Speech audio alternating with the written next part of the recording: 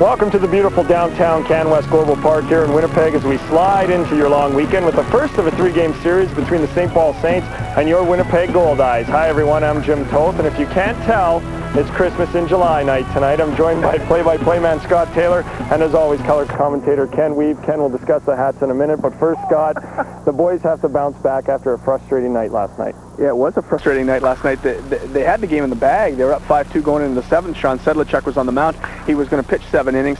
And then there was some real fireworks over balls and strikes. And once an umpire starts to get tight with that strike zone and starts to squeeze a pitcher, things can get really difficult, and they did last night. The Goldeyes gave up 7 runs in the 7th inning and ended up losing 9-5, and still today people aren't very happy about it. I really think that the league has to take a step back and look what it's done. You can't have local guys who aren't prepared to do professional baseball try to umpire in this league. This is a professional league, a very good professional league as a matter of fact, and it would be basically like taking the three of us to go out and do a Leafs-Minnesota Wild game. I mean, it was a stupid thing to do, and I think the league really has to take a look at itself. This is a league that wants to expand to Michigan and Vancouver and Milwaukee and go to a whole bunch more big cities and travel more and get in airplanes and do all the things that a big league does, and yet it throws in umpires that do kids games. And I think they made a huge mistake last night, and I think that somebody should pay for it, frankly. Let's turn to a happier note because you look a little grouchy as Santa Claus talking about that. Who's on the mound for the Goldeyes tonight? We're going to see P.J. Connelly, a left-hander who pitched tremendously in his first outing, won 13-1. Everybody talked about Jorge Moreno pounding the baseball, and Goldeyes got 15 hits, and it was a great ball game offensively, and we've of course been pretty critical of the offense. That was one of those games where you couldn't be critical at all. And meanwhile, through it all, P.J. Connelly was throwing a gem of a ball game, got great help from Donnie Smith. It was a tremendous outing. So we get to see P.J. tonight. He's got a good fastball, good curveball, good change. He's a smart pitcher, much better than anybody expected, and I think we all hope that he pitches just as well tonight. Ken Weave from the Winnipeg Sun. The St. Paul Saints had a great first half, won it, and now they're struggling in the second half. Yeah, they certainly are. They come into this series at 5-8, but if there's one thing you can be sure of when you see the St. Paul Saints and Winnipeg Goldeyes, they're going to be ready to play. George Samus is an excellent manager. There's always been a rivalry between him and Alan Ayer's teams. Although the rivalry is a little less heated this year with them not being in the same division, you can expect the Saints are going to be fully ready to play this series. They're missing their slugger, Billy Munoz. He's back in Arizona for personal reasons, but they've got a great combination of speed and power, and they also have a pretty good pitching staff.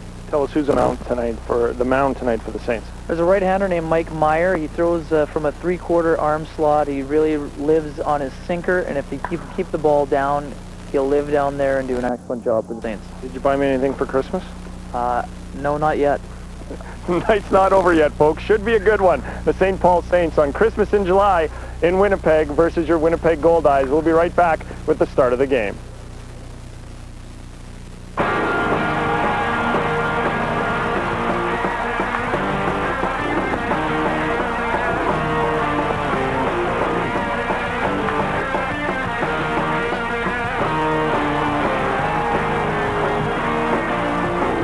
Safeway presents Goldeyes Baseball on Shaw TV, Channel 11. Tonight, the Goldeyes play host to the St. Paul Saints, live from Canwest Global Park. Tonight's game is brought to you by Canada Safeway, Ingredients for Life, and Boston Pizza.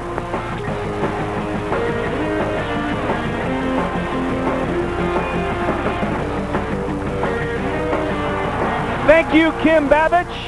And welcome to Canwest Global Park in downtown Winnipeg, Manitoba. Yes, indeed. I'm Scott Taylor of the National Post along with Ken Weave of the Winnipeg Sun. And you are at the ballpark on Shaw Channel 11. It's kind of a chilly night tonight, a little bit breezy. The breeze seems to be blowing from the corner in right field to the corner in left field. And it should not have too much of an effect on how the balls fly in this ballpark tonight, Ken Weave. But we've had some nights here where that breeze blowing in the left field has caused an awful lot of runs to be scored and an awful lot of home runs to be hit. It can always be a factor. The river ball out in left field. One thing we know, the St. Paul Saints are a very good hitting ball club, and the Goldeyes have been swinging the bat pretty well of late. Two good hitting teams. We're going to see who gets the better pitching tonight. And pitching is always important, and we've been pretty critical sometimes of the Goldeyes pitching and pretty critical sometimes of the opponent's pitching in this building. But tonight we get to see Mike Meyer. As Ken Weave told you, he's a bit of a 3/4, almost a submarine guy. at some points in his delivery against P.J. Connelly, a young kid who was brought here by Kevin Burns, the right fielder of the Goldeyes. And Kevin Burns had recruited P.J. Connelly at a tryout camp in Florida for high school graduates. Saw that P.J. Connelly was from Beloit, Wisconsin, as Kevin Burns is from Beloit, Wisconsin. And when Kevin Burns was signed to play here, he told P.J. Connelly, "You're coming with me." The two came in as a team, and P.J. Connelly did a whale of a job in his first start as a professional. So it'll be good to see P.J. Connelly pitching again tonight. And there you look at George Samus, the manager of the St. Paul Saints, the champions of the first half of the South Division. The Winnipeg Goldeyes, meanwhile, at 7-6, a team that just about has to win every game every night. They're a team that at least has to win 3 out of every 4 if they intend to keep playing in September once the playoffs roll around. So every game is a huge game for the Winnipeg Goldeyes, and this is a much bigger game for Winnipeg than it is for St. Paul. There's a lot more pressure on a team that hasn't had its ticket punched for the playoffs. George Samus is not at all happy with the way his ball club's been playing in the second half, but the good news for him is that he's already guaranteed himself a playoff spot, whereas the Goldeyes are going to have to fight tooth and nail for the rest of the season here in order to give themselves any chance whatsoever.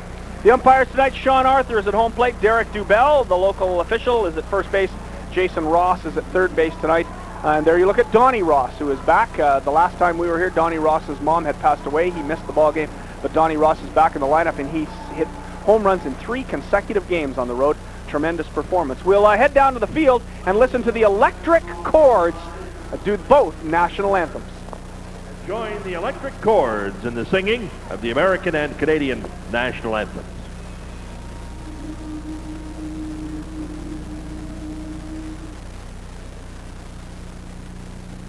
Oh, say, can you see by the dawn's early light what so proudly we hailed at the twilight's last gleaming, whose broad stripes and bright stars through the perilous fight o'er the ramparts we watched were so gallantly streaming, and the rocket's red glare, the bombs bursting in air, gave through the night that our flag was still there.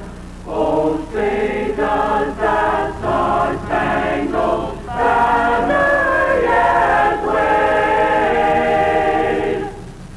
for the land of the free and the home of the brave?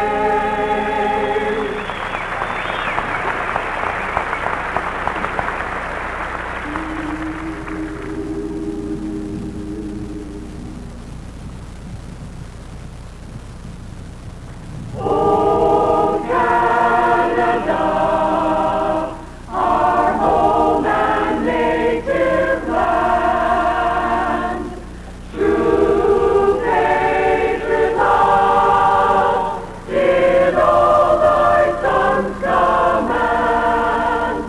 With glowing hearts we see thee rise, the true north, strong and free. From far and wide, oh Canada, we stand on guard for thee.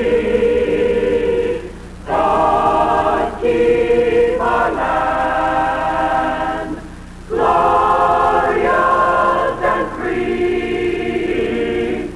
Oh Canada, we stand on guard for thee. Oh Canada, we stand on guard for thee. Tremendous performance by the Electric Chords. An uplifting performance, Ken. Yes, indeed, Scott. I'm fired up. Let's play some ball. The Winnipeg Goldeyes and the St. Paul Saints here at Canwest Global Park. Let's look at the Goldeyes defense to start the ball game. Al Corbeil starts out at catcher. Donnie Ross plays first base. Ralph Santana's at second. Rusty McNamara says he's ready to go but is not playing tonight.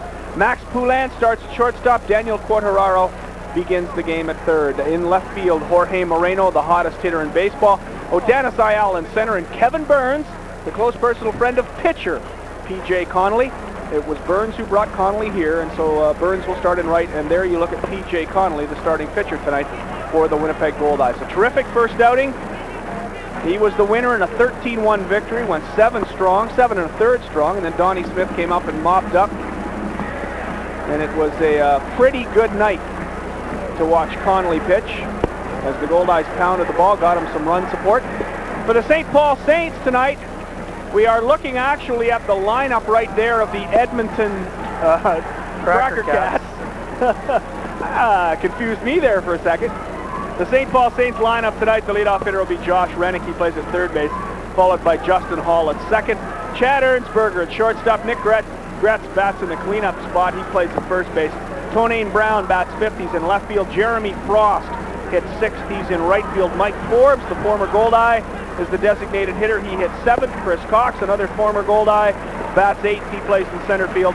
And Jeb Wiseman, the catcher, bats 9th. It'll be Mike Meyer pitching for the St. Paul Saints. And as we told you, P.J. Connelly. A tremendous crowd here at the ballpark tonight. A little bit chilly, but there's lots of folks in shorts and short-sleeve shirts, so it couldn't be that cold out there. We expect tonight to have a couple of interesting guests. Tom Hefner is going to join us for an inning. Tom Hefner just won the Grand Masters Bodybuilding Championship of Canada. Tom Hefner is 60 years old. In 1967 and 68, he tried out for the Winnipeg Blue Bombers as a 255-pound offensive lineman. Now he's the national bodybuilding champion at the age of 60, and he weighs 189. So we'll have a little chat with Tom Hefner. And I suspect Dan Chase is going to come in at some point tonight. He said he had a very busy night, but he's going to come in and talk a little bit about the promotions that are coming up here at Canwest Global Park. The Goldeyes have 1 month left of baseball after this weekend's series with St. Paul. Matter of fact, they've only got 4 series left after this series. Not a lot of baseball left. Hard to believe how fast it's flying by right here. It has flown by, and we have a game every week except for that 12-day road trip the Goldeyes go on to the Chicagoland area. With the exception of that 1 week, the week of the 15th and the 19th, we have a game every week. So Josh Rennick steps in to face P.J. Connelly, and the first pitch is in there for strike 1. One thing about the St. Paul Saints team, they're a great hitting ball club. There you see the stats for Josh Rennick, 286 out of the leadoff spot. The team is hitting 306 as a whole thus far. Josh Rennick, a solid hitter for this club. He's been around for a while. He's an LS4. That means League Service 4. He's from Sarasota, Florida. Played for St. Paul last year. 27 years old. There's a pop-up foul. Ball and 2 strikes to count to Rennick. Rennick's a Minnesota Twins draft pick, selected in the 11th round in 2001. His dad played for the Twins. Indeed he did. Ron Rennick. Solid leadoff man all around. Rick Rennick. That's correct. It's Rick Rennick. Here's the pitch from Connelly. It's in the dirt ball, too. Rennick spent 3 seasons in the Twins organization before coming to St. Paul last season. Now, if I'm not mistaken, Al Corbeil has new shoes tonight. Indeed he does. They're neon green on the Neon bottom. green on the Can't bottom. miss 'em. Ralphie Santana's wearing the white shoes at second base tonight, too. Here's the pitch from Connelly. It's fouled off again by Rennick, 2-2. As we've come to know, players will try anything to change their luck. And the Goldeyes, after dropping 2 of 3 to the lowly Sioux City Explorers. Hardly lowly. They're 8-5. They're ahead of the Goldeyes in the standings. They were lowly in the first They half. certainly were lowly in the first half, and a swing and a miss. Josh Rennick goes down as P.J. Connelly strikes out the first man he faces. But to Steve Shirley's credit, he's got his club back on track. They had a hot start to the first half, They did, then really faded after losing a couple of their key pitchers to organizations. Seems as though he's done a little recruiting, and now they're back on track. Speaking of losing pitchers to organizations, the last time we were on, of course, we talked about Roger Lincoln heading out to the Boston Red Sox organization. He won his first game last night for the Greenville Bombers in the South Atlantic League. Very so Roger impressive. Lincoln pitched 6 solid innings and got a win, and there's a fly ball right at Odanis Ayala in center field. Second out. So 1 pitch. Justin Hall goes down as Odanis Ayala makes the catch. One thing about tonight, we're not going to have as many mosquitoes. It's not going to be a mosquito problem tonight, a little bit cooler. As Chad Ernstberger, the shortstop, steps in. Ernstberger is from Kalida, Ohio. Played last year for both Palm Beach and Tennessee. He's 28 years old, 27 years old. Just an LS2 in this league, and here's the first pitch from Connelly. It's low for ball one. Got some very good pop in his bat as well. You saw his stats. He's having an outstanding season for George Samus. Connelly kicks and delivers, and it's right down the middle for strike one. 1-1 the count to Chad Ernsberger, the shortstop for the St. Paul Saints. This is a rivalry. The Saints and Goldeyes go right back to 1994. Here's Connelly's pitch. Misses the corner. 2-1. Might be interesting to monitor today after the little run-in with the umpire yesterday, how talkative the Goldeyes bench is today towards the home plate umpire. I would suspect that they'll be as talkative as they always seem to be. One thing about the Goldeyes, I often sit down there. My seats are right behind the Goldeyes dugout, and they don't miss a beat. They like to chat at the referees. Chat is the correct term. Chide referees might be nicer. Might be more accurate. So Ernsberger steps in. Here's the delivery. And it catches the corner for strike two. P.J. Connelly goes to 2-2 on Chad Ernsberger. Connelly's done a nice job being aggressive in the zone today. As you see, he's getting ahead of most hitters. Connelly kicks, delivers, and there's a line drive into the gap. It's cut off by Odanis Ayala. Ernsberger takes a big turn at first. No, Ayala gets the ball back into the infield quickly.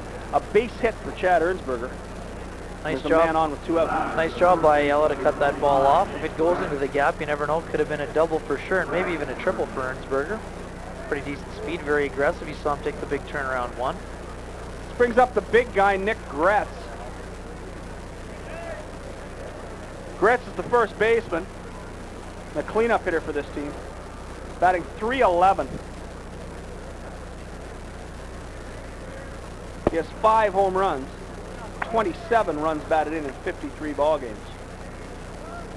Often the designated hitter, tonight playing first base, Mike Forbes, the former Goldeye, is the DH. Ernsberger takes his lead. Ball one, the count to Gretz, and there's low and outside for ball two. And that domino effect is caused by the absence of slugger Billy Munoz, who has 16 home runs and leads the St. Paul Saints attack. He's back in Arizona as one of his relatives is not doing very well. He's placed on the bereavement list today, I believe. Here's the pitch from Connelly. Again, low and outside, ball three, and Connelly gets way behind Nick Gretz. One of the other Saints sluggers has been out of the lineup for most of the season, and Adam Olo, the outstanding outfielder, he's been out with that knee injury. George Samus says he's been coming along, and there's a chance that he may be available after this road trip ends. It's the pitch from Connelly, right down the middle for strike one. 3-1 with the hard-hitting Tonane Brown on deck. It's one thing to be careful with Nick Gretz. It's another thing to have to face Tonane Brown with runners in scoring position. Here's the pitch from Connelly, and it's popped up. Daniel Quartararo should have no problem with this when he's in foul territory and makes the catch, and that'll do it. A good pitch by P.J. Connelly on 3-1 to get Nick Gretz to pop foul to Daniel Quartararo. We've played half an inning here at Canwest Global Park. No runs, 1 hit, no errors, 1 man left on base. It's the St. Paul Saints nothing, the Winnipeg Goldeyes coming to bat. You're watching Goldeyes Baseball, brought to you by Boston Pizza and Canada Safeway, live on Shaw, Channel 11.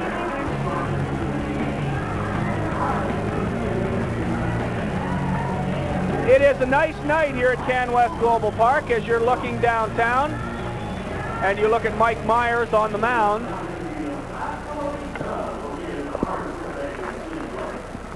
And we look at the St. Paul Saints defense. The catcher is Jeb Wiseman.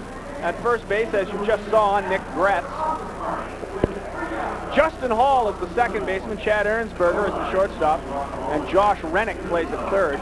Tonane T. Brown is in left field, hitting .354. Chris Cox, former Goldeye, plays in center. And Jeremy Frost, tonight's pancake batter. If he strikes out, everybody in the ballpark gets pancakes. He plays in right, and Mike Meyer is the pitcher. Here you take a look at Meyer. He's a fairly hard-throwing right-hander, has a really good sinker, good off-speed pitch as well, 4-5 record, .431 earned run average. Already beat the Goldeyes once this season on June 25th when he went 8 strong innings in a 4-2 win. He has been struggling of late, though. I believe he's lost his past 2 starts. Trying to end a 2-game losing streak tonight. The Goldeyes would love to see that streak extend, Wearing his obviously. lucky necklace tonight. It's hard to miss that one. Here's the Goldeyes.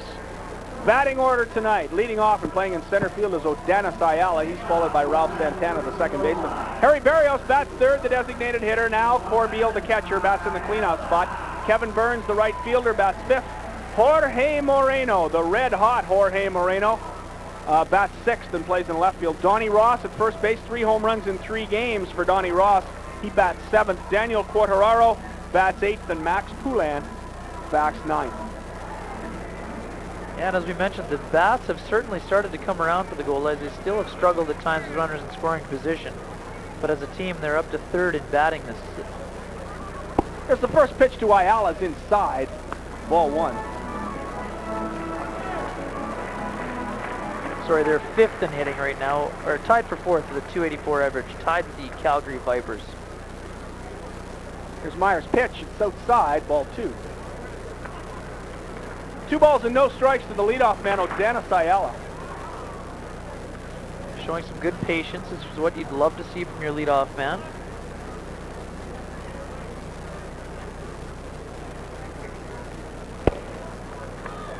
Pitch is in there for a strike. 2 balls and 1 strike to Ayala. Good Odanis idea. Ayala's hitting .284. He has 5 homers, 25 runs batted in. Struck out 47 times. That's tops on the team. Strange for a leadoff man to have that many strikeouts. It's too many. Pitch from Myers is a fly ball into right field. Going back on it is Jeremy Frost. He makes the catch, and there's 1 away. Good job by Meyer to battle back after falling behind in the count, 2-0. Getting him to fly out weakly to right field. Odanis Ayala flies out to Jeremy Frost, and that brings up Ralph Santana. Ralph Santana is now hitting .281. He has been red hot for this ball club. Got his white shoes going. And Ken Weave, you made an interesting comment before the game. He can hit, but he can't swing. Well, it's certainly an unorthodox swing, as Nick Belmonte tried to call it. First pitch from Meyer is outside for ball 1. Doesn't matter how it looks as long as you're racking up the hits. I guess that's the important thing. And he has been racking up the hits. Here's the pitch to Santana. It's a ground ball right back to Meyer. Easy play to first, and there are 2 away. Santana has been on fire coming into tonight. He's at 8 hits in his past 20 trips for a .400 average in his last 5 games. As you mentioned, Rusty McNamara was probably ready to go, but Hal Lanier went with the stats. Wanted to see the left-hander hit against Meyer, who does a much better job against right-handed hitters. That brings up Harry Barrios. This year, Homer Harry has become base hit Barrios, hitting .357, and there's a ground ball weakly to third. Taken nicely by Rennick. He throws to first. Barrios is gone. That'll do it in the first inning. Quickly, the Goldeyes 3 up and 3 down. No runs, no hits, no errors, nobody left on base. We have played 1 complete inning here at Canwest Global Park. It's the St. Paul Saints nothing, the Winnipeg Goldeyes nothing. You're watching Goldeyes Baseball, brought to you by Boston Pizza and Canada Safeway, live from Canwest Global Park on Shaw, Channel 11.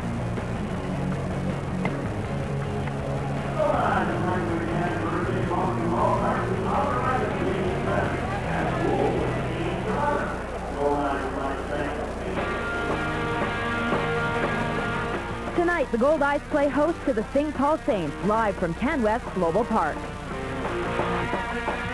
Tonight's game is brought to you by Canada Safeway, Ingredients for Life, and Boston Pizza.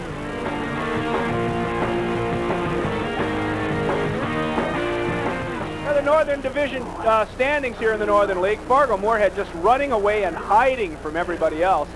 The only loss, that 13-3 defeat, handed to them by the Winnipeg Goldeyes in Fargo. The Redhawks are 11-1, a .917 percentage. They won the first half. This is getting to be a bit of a joke. Sioux Falls is second at 8-5. Very fortunate to be 8-5. Sioux City is 7-5. Winnipeg 7-6 after 2 straight losses to Sioux City. Calgary 6-6, and Edmonton slumping at 4-9. Poor Edmonton with Terry Bevington in there. The only thing he can think about is the bad umpiring in this league. Can't even manage his team anymore. In the South Division, Gary, Lincoln, and Schaumburg are all 7 and 6. Kansas City 6 and 8. St. Paul, the first half champions, are 5 and 8. Joliet's 2 and 11. I wouldn't be surprised if St. Paul won the second half as well. Yeah, there's no question there. They got the talent. George Samus said to me before the game that he thought there was no question that the Saints were the best team in the first half. Thought they were clearly the first team. They just went into Fargo and got swept though. So he said, we were at one point the best team. He said Fargo hands down best team in the league right now by a landslide. There to the right of your screen, you have viewers right, is Jill Desolé. And if we talk about the Jill Desolé School of Bunting, that's Jill, fastball player. My father and Coach Leon. Coach Leon. Here's the Saints order. Rennick, Hall, Ernstberger, Gretz. You're looking at Tonane Brown, the 5th hitter in the lineup. He'll be followed by Jeremy Frost and Mike Forbes, Chris Cox and Jeff Wiseman. T. Brown. Boy, this guy can hit a baseball. Much like Al Corbeil, he doesn't get cheated up there either. Not ever. Here's the first pitch from Connelly, and it's fouled off by Tonane Brown. Brown 4th in the league in hitting thus far, hitting .354 in 57 games. 84 hits, 4 homers, 30 driven in. Only 21 strikeouts. He is a very dangerous hitter. Has only 4 home runs, but he can hit it out. Here's the pitch low and inside, ball 1. 1-1 the count to T. Brown. And he does hit a lot of doubles. He's got 13 doubles already this season. He's got good speed. He's got 2 triples, 6 steals. He's a gapper. Inside again, ball 2. 2 balls and a strike to T. Brown. He's one of George Samus's favorites. Well, and I would think so. Out of Tallahassee, Florida. Played in St. Paul last year. Again, not being cheated. Brown swings at a pitch that was probably out of the strike zone and fouls it into the parking lot. Got some interesting facial hair growth going there. Not quite sure how to describe that. Well, it's kind of the opposite of the goatee. Jim Toth high hair on top of the head. It's the low hair on the bottom. Ball 3. It's the reverse Toth network hairdo. That's what it is. Yes. Indeed. I like it though. Yeah, it looks good. Do you think it requires gel? Yeah, it looks like it does. 3-2 the count to T. Brown. Here's the pitch from Connelly. Right down the middle, and Brown grounds it to Ralphie Santana. Santana up with it, fires to first, and there's one away. So good job again by P.J. Connelly. He falls behind the hitter, but gets T. Brown to ground out to second base, and there's one away. Really important for T.J. Connelly to have another outstanding start. The Goldeyes really struggling to find a 5th starter. They're hoping that Brad Purcell can be ready to go tomorrow night. He threw a bullpen in Sioux City last night, had no pain. Hal Lanier was waiting to hear how he was feeling today. If he's feeling okay and is pain-free, he'll start tomorrow night's game against the Saints. And they need a boost like that. Here's the pancake batter, Jeremy Frost. He's hitting .310. They picked the wrong guy. Doesn't strike out enough. Strike 1 to Jeremy Frost. Ron Arntz loves every second of this pancake batter. Ron Arntz is the public address announcer here at Canwest Global Park. But he's had a bad streak. There haven't been very many in recent weeks. Connelly swings and misses by Frost as Connelly's change-up in the dirt makes it strike 2, and the crowd's loving this. Here's a guy that was 2 for 4 with a home run and 2 ribbies last night. He gets the pancake batter, quickly falls behind 0-2. Connelly kicks and delivers just low, trying to get Jeremy Frost to go after another one. Good pitch by P.J. Connelly, trying to get him to go out of the strike zone and chase one. A ball and 2 strikes to Jeremy Frost. Connelly rocks, kicks, and Frost lines it at Daniel Quadraro. Great catch at third base. So Daniel Quadraro, who has never been a third baseman before, he's a second baseman by trade, has come in and played third base here in Winnipeg and done a tremendous job. The kid out of Florida. And we continue to talk about how good he is there. Another great example of being well positioned, and you see his great footwork as he goes to the air and makes another dynamite catch. That brings up Mike Forbes. I like Mike Forbes. Really good guy when he played here in Winnipeg, but he just couldn't get it going earlier in the season and was released by the Goldeyes. Strike 1. He's hitting .241 for the Saints. He was hitting about .140 when he was let go here in Winnipeg. Connelly's pitch, high, ball 1. 1-1 to Mike Forbes. No questioning his talent. You're right, though, Scott. He couldn't get it going this year, but here's a guy who has tremendous power. He's got good speed, and he's a very good defensive outfielder as well. Swing and a miss, strike 2. Forbes is only 24. He's from Baton Rouge, Louisiana. He played for Winnipeg last year and played very, very well. He's still a rookie in this league. Here's Connelly's pitch.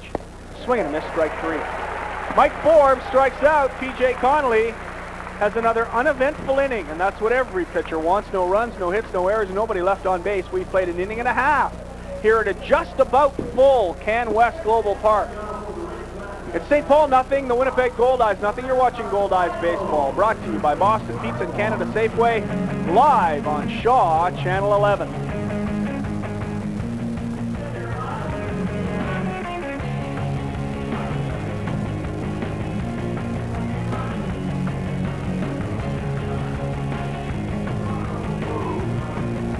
Back here at Canwest Global Park, it's 0-0 as you look at the Goldeyes dugout. Al Corbeil getting set to come to the plate. It'll be Corbeil, Burns, and Moreno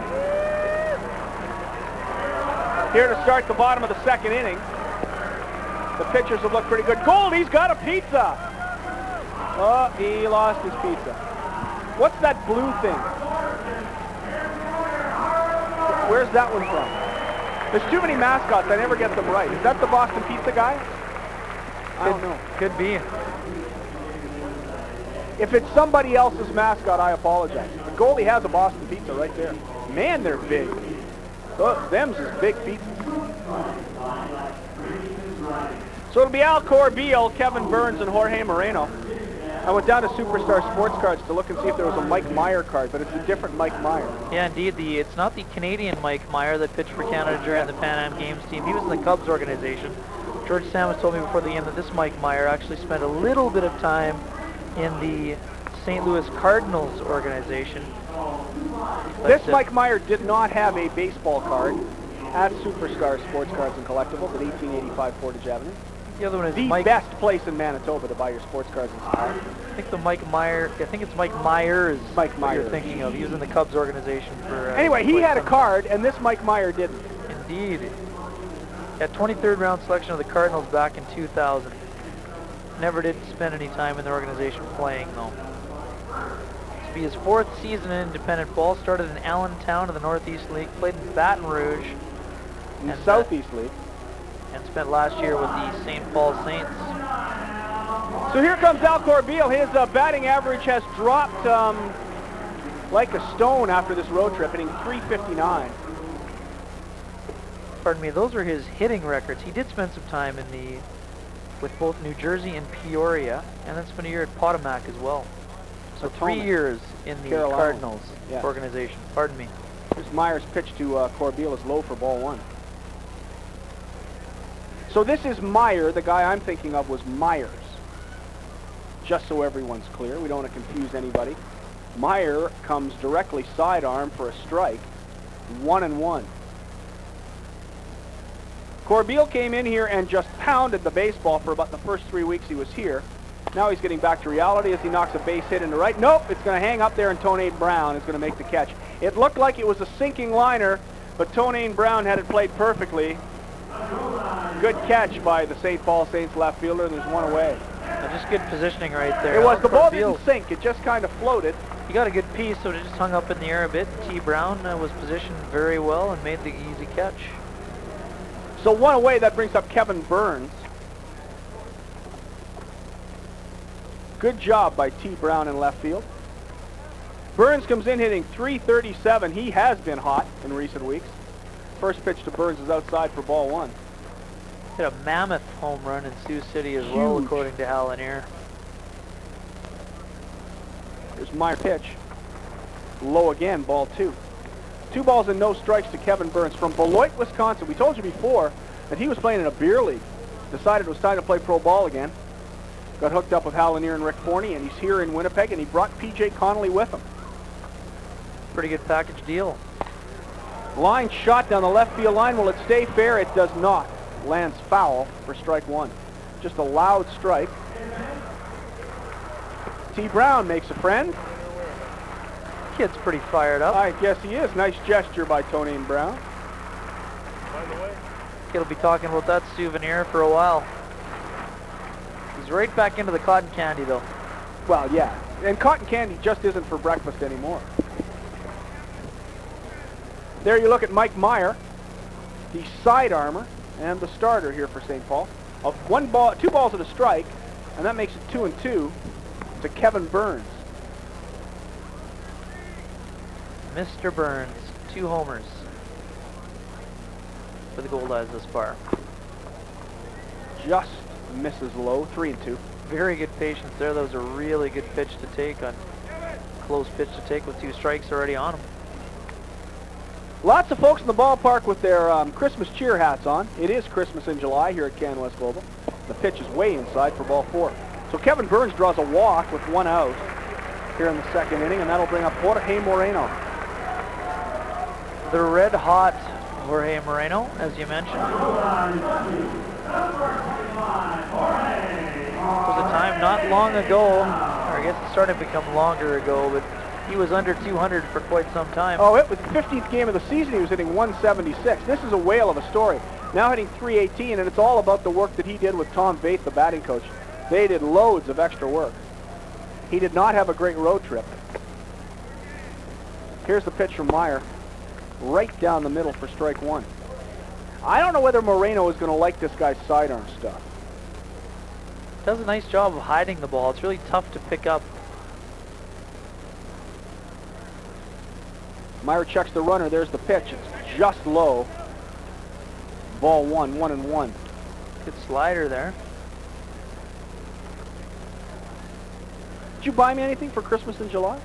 No, indeed not. Perhaps at the track on Monday at the Derby. Yes, it is the Manitoba Derby on Monday at Assiniboia Downs. It's a busy Monday. The Bombers play in Toronto, as we all know. A couple of games tonight in the Canadian Football League. We'll keep you posted. Late starts, both of them, aren't they? I think one's earlier than the other. The first game starts at 8, I think, the Ottawa game. 25 minutes from now. Here's the pitch from Meyer. It's high, ball 2. 2 balls and a strike. Left-handed hitters hitting .331 against Meyer, while right-handers hitting only .273, which is one of the reasons that Ralph Santana stayed in and Rusty McNamara stayed on the bench. Meyer checks the runner. Here's the pitch. It's grounded foul by Moreno. Good slider down in the zone there again by Meyer. Ball boy had a little trouble handling that ground ball. So Jorge Moreno seeing something that he hasn't seen much this year. Kenny at the top called him a 3/4 guy. He's more like a 1/4 guy at times. He gets way down there to deliver some of those pitches. Coming off his shoe tops every now and again. There's a sidearm shot, the slider, and it's low. 3-2 full count to Jorge Moreno. Sliders are tough enough to hit from directly over the top, let alone dropping down to the side.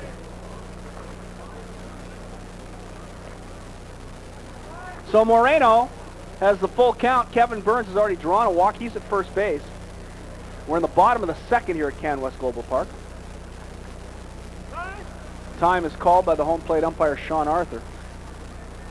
Meyer not exactly working quickly, whereas Connelly seems to be working quite quickly and getting himself into a bit of a groove. Mike Meyer has worked quickly in the 1st inning. He has suddenly become the human rain delay.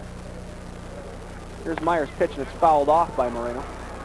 Good waste by Moreno right there. Really tough pitch on the hands. Just fouls it back and gets himself another life. Jorge Moreno's had a pretty good season. He hit .285 last year with Lincoln. He has been solid this year. Here's the pitch from Meyer. Fouled off again. Moreno is from Ciudad Ojeda, Venezuela. 6 feet, 170 pounds. He's 25 years old. Came over from the Can-Am League, the New Jersey Jackals of the Can-Am League now it's called. Meyer, here's the pitch. And Moreno hits it hard into right field. Jeremy Frost is under it. He'll make the catch.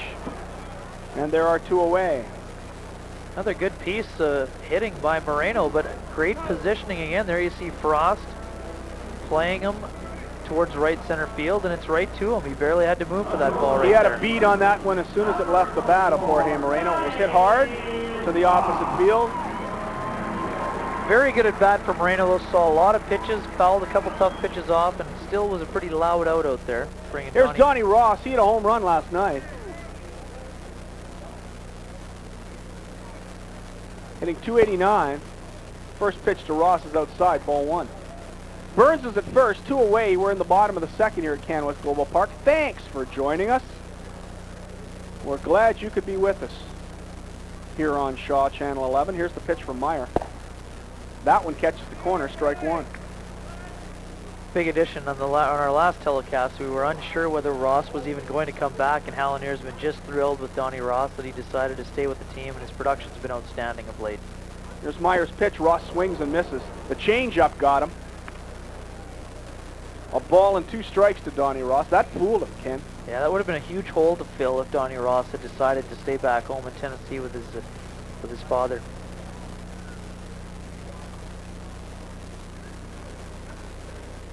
Meyer checks Burns at first. Here's the pitch. It's outside, ball 2. 2-2 the count to Donnie Ross from Knoxville, Tennessee. Wiseman tried to frame that one on the outside corner, just didn't catch enough of the black. Here's the pitch from Meyer. Ross broken bat, pop fly, and it will be caught by the center fielder Chris Cox, and that'll do it for the Goldeyes. No runs, no hits, no errors. 1 man left on base. Kevin Burns drew a walk. We have played 2 complete innings here at Canwest Global Park. It's the St. Paul Saints nothing, the Winnipeg Goldeyes nothing. Watching Goldeyes baseball, brought to you live by Boston Pizza and Canada Safeway on Shaw Channel 11.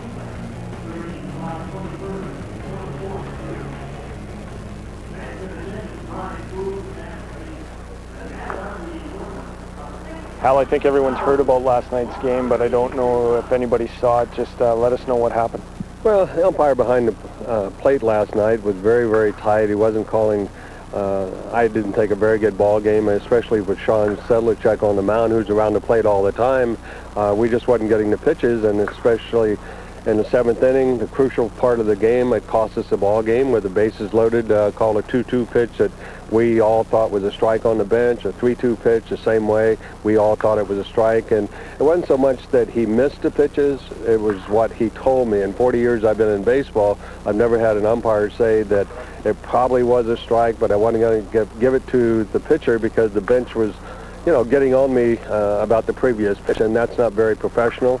And again, you know, there's no place like that in baseball, whether it's in the Northern League or any league. And again, it cost us a ball game, and Sean was pitching a good ball game. He was around the strike zone a lot. Their young pitcher who couldn't get out of A ball probably got more pitches than what Sean did, and that's not right. Frustrating as that was, you guys need to regroup tonight. How do you go about that facing St. Paul? Well, we're facing another good ball club. They're hitting over 300 as a team. They have a very tough pitcher on us tonight, Meyer, who does a good job against us his previous start, but hopefully some of our left-hand hitters can come through again. We swung the bats good down in Sioux City. We should have won 2 out of 3 ball games down there, but again, we got to 500 at one time. We lost the last 2 games, and we just want to get to 500 and get over that. Hal, thanks for this and good luck in this weekend series. Thank you. Thank you, Jim Toth. A great interview with Hal Lanier. Hal was obviously not happy, Jim. Yeah, Hal's not happy, and I think that most of the club isn't happy, and even talking with some of the St. Paul guys, they heard what happened, and they're not happy either. I think Hal is right. I didn't see the game. I don't know what happened, but he is right. There's no place in professional baseball for that. Yeah, the biggest weakness in this league, Kenny, has been the umpiring all year long. We've seen it here in this ballpark, and it's reached a point where Terry Bevington, as a matter of fact, the Edmonton Cracker Cats manager, is so obsessed by the umpiring, I don't think he can manage his team anymore. It's just driven him crazy. It's made him nuts. And Terry Bevington is a big league manager. And the thing about umpires is that you know you have to have thin skin, or you have to have thick skin to be an umpire, because you know that people are going to get in your ear all the time, no matter whether you're doing a good job or a bad job. Chris Cox lines to the right, but Kevin Burns is right there to make the catch. Chris Cox, the former Goldeye, lines one to Kevin Burns. And there's one away. That'll bring up Jeb Wiseman, the catcher. He'll be followed by Josh Rennick, the third baseman. 9-1 in the lineup. And for the umpires, you have to have the thick skin. You know the guys are going to get on you. And Alan here said it best to me before the game. He said, you're penalizing the wrong guy. Sean Sedlacek, the pitcher, is not the one complaining. If you're upset with somebody on the bench, go throw somebody out. First pitch to Jeb Wiseman. It's just outside for ball 1. Yeah, it really hurt Sedlacek.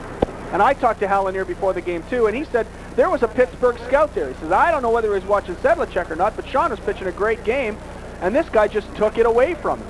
Now, he may have hurt Sean Sedlacek from getting back into a Major League ball club. That would be a very, very sad commentary for this league. And not only that, it would be a sad commentary for a league that is desperately trying to find good ball players to come into this league and play. And the best way to do that is have your players signed by Major League organizations. 2 balls and a strike, the count to Wiseman. That's strike 2, 2-2. And again, we realize that umping is a tough job, but you have to do the best job that you can, and you can't be penalizing guys and because it guys can't are get complaining. personal. It can't ever get personal. Here's the pitch from Connelly. It's low, 3-2. Full count to Jeb Wiseman. And Al Corbeil is just kind of yapping at Connelly, saying, you're facing the number 9 hitter. Throw strikes. Here's the pitch to Wiseman. Right down the middle, and it's fouled off. Especially when that number 9 hitter is hitting a paltry 149. Well, we've seen 2 swings by Wiseman. He's got that great, big, long swing. It's the kind of guys you bust fastballs inside on. And break bats just like Mike Meyer did to Donnie Ross. Exactly correct. Here's the pitch by Connelly. Fouled off. Good job by Wiseman to hang tough. Jeb Wiseman, a good fielding catcher. That's why he's in there.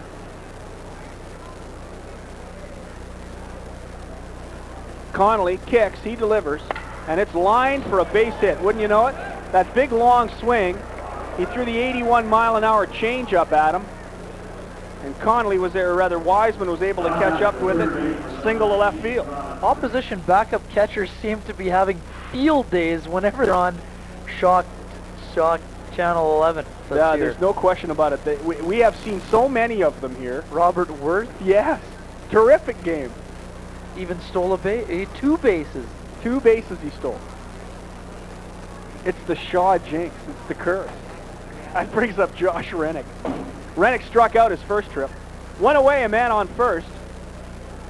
Here's Connelly's pitch to Rennick, and it's lined at Ralph Santana, and it goes right into the gap. Odanis Ayala cut it off, but Wiseman running on the pitch will go all the way around to third, and we've got a bit of a rally going for the St. Paul Saints as Josh Rennick singles, back-to-back base hits, and now there are runners on the corner with 1 out. And you look at one of my favorite guys in this league, Jackie Hernandez. Yeah, you gotta love him. He's been a George Stamis favorite back from the days of the New Jersey Jackals when they were winning those 2 Northern League titles.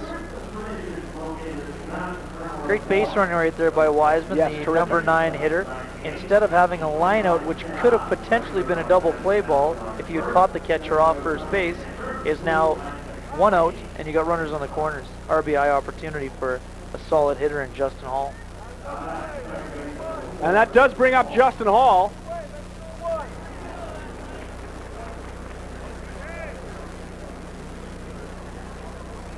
Runners on the corners, 1 out. Here's the pitch by Connelly. It's in the dirt, ball 1. Justin Hall is from Long Beach, California. He played for St. Paul last year, 29 years old. Now that's 5. 18th round pick of the Oakland Athletics back in 1998.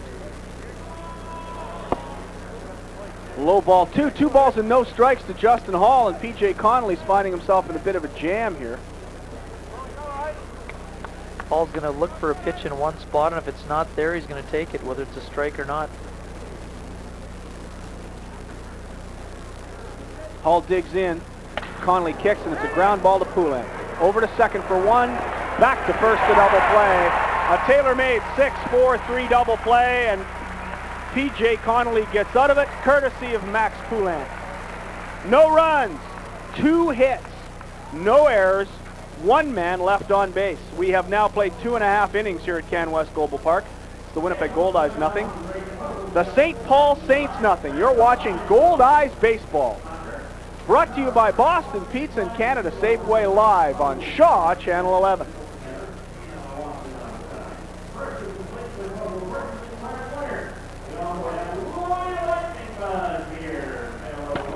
Well, we're back at the ballpark. And Daniel Quartararo will lead it off for the Goldeyes here in the bottom of the third. He'll be followed by Max Poulin and Odanis Ayala. As you look at Hal Lanier, the manager of the Fish. That great interview that was just done by Jim Toth. We're looking at the little puzzle promotion. And somebody's eating. Can you believe it? Kenny Weeb, can you believe that somebody's found something to eat in this ballpark? It's a shocker. Dessert, in fact. Looks like a little SpongeBob, or what do you got going on there? Yeah, I guess is that a SpongeBob? I don't know. There's Mike Meyer. He doesn't look like SpongeBob at all. Jeb Wiseman steps in, back behind the plate. Mike Meyer's looking a little bit more like Bad Santa. Yeah, kind of. Yeah. Actually, Goldie's looking like Bad Santa right now. Before the game started, you and me looked like Bad Santa. Well, especially you. Yeah, especially me. 0-0 here tonight at Canwest Global Park. We played 2.5 innings. Glad you could join us. Scott Taylor from the National Post, along with Ken Weed from the Winnipeg Sun. A great crowd tonight. Too bad you couldn't get down here. It is a terrific crowd. Every one of the Sky Suites is full tonight. Packed up, people everywhere. And most of the corporate seats are taken up. This doesn't happen very often, where you get most of those expensive seats behind the plate that are owned by corporations all have behinds in them. We have almost a full house, a complete full house here at Canwest Global Park as Daniel Quartararo steps in. It's a ground ball to the shortstop, Ernsberger. Ernsberger, the one hopper is not handled, and Quartararo is safe. That'll be an error to Ernsberger at shortstop. E6 if you're keeping score at home, and Daniel Quartararo gets a break. He's on first base. Not a very good play there. Quartararo runs all right, but it's not like he's a speed demon like Ralphie Santana. That was a routine play to short, and Ernsberger just bounced his throw. Gretz couldn't handle it. No question, it's an error to the shortstop, and now Max Poulin comes up with a man on first and nobody out. And although Poulin has been swinging a hot bat, you would expect him to try to sacrifice right here in Last Sunday night, Sunday afternoon, he hit a bomb.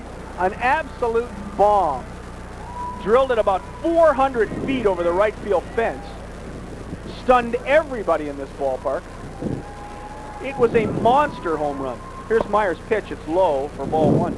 We are joined in the booth by my hero, my personal hero, Tom Hefner, the president of the Manitoba Bodybuilding Association, and as of a couple of weeks ago, the Canadian Grand Masters champion. We'll talk to Tom in a second here. Here's Meyer's pitch, and it catches the corner for strike one. Congratulations, by the way. Thank you very much. I think it's incredible that when you tried out for the Winnipeg Blue Bombers almost 40 years ago, you were a 255-pound offensive lineman. That's right. And today you weigh less than 190. That's right. And you're a bodybuilding champion. Now, I was always of the opinion that to be a bodybuilding champion, you had to be a gigantic human being. And as you can see by the picture, Tom is anything but gigantic. A slight 195. And that's your heavyweight, right? I mean, when you're in a competition, you're at about 189. That's right. Stunning. Here comes the pitch from Meyer to Poulin, and it's a ground ball to the first baseman. Could be two. Over to short for one, back to first. Didn't get him. Poulin safe. A good effort by the first baseman, Nick Gretz, and by Chad Ernsberger. If you're keeping score, Quartararo is out 3-6 at second base. Poulin is safe on the fielder's choice. So we have a runner at first, and Odanis Ayala is at the plate. Now, we've had a lot of conversations about bodybuilding at the Assiniboine Athletic Club this year, and one of the biggest, of course, involves steroids. That's right. Obviously, for you to get from 255 to 189, you didn't need them. No, I didn't need them. Steroids actually are, I guess, a disadvantage when you're trying to lose weight, because they give you an advantage of maintaining higher amounts of protein, which give the bodybuilders on steroids that bulkier look than a natural bodybuilder.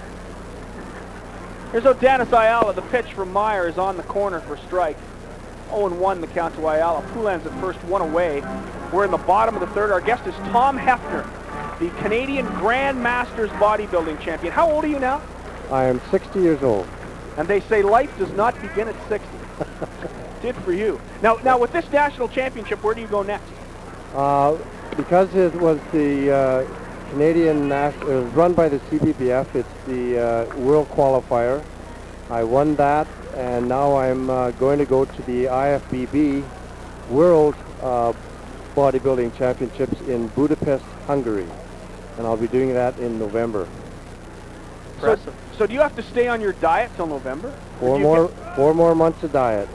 It's like I got a week off and that was it. So in other words, you can't come to the ballpark and eat the Yorko's hot dogs and have the mini donut? And when I watch the suite beside us who do nothing but bring in food for 7 innings, I tell you, it's awful hard sitting up there.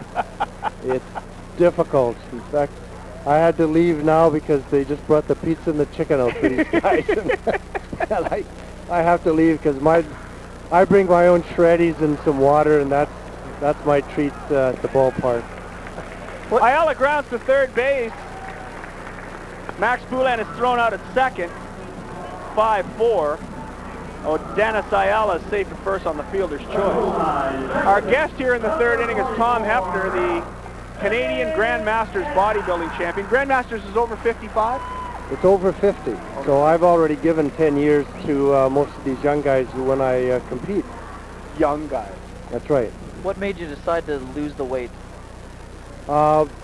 Actually, I ended up going to one of our own provincial competitions in 2000, and I saw someone who was in the Masters at that time, and I knew what it would take to get back into shape, and I just decided that I'm at the gym anyways, so I just have to change my diet, and that's what I did for a year. I dropped 70 pounds in a year, and went in and I won I went in the novice competition. I won that as a master, and then the following year I went in and won the provincial grandmaster, which then gave me a chance to go to the nationals. Last year at the World Qualifier I placed second, and this year I placed first. So, and the World Qualifier, by the way, is the only CBBF drug-tested event. So any first-place winners all have to be tested. Pitch to Santana, swing and a miss. 2 balls and a strike to Ralph Santana.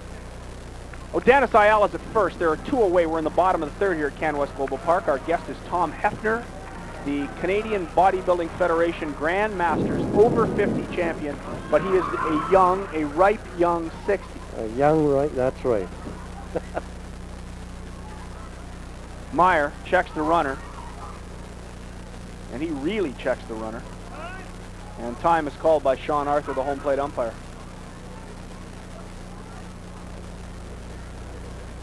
You are a proponent of testing. You would like to see everybody tested at every level of bodybuilding. I'd love to see it. Unfortunately, our problem is through the CCES and the WADA, it's becoming prohibitive to test everybody.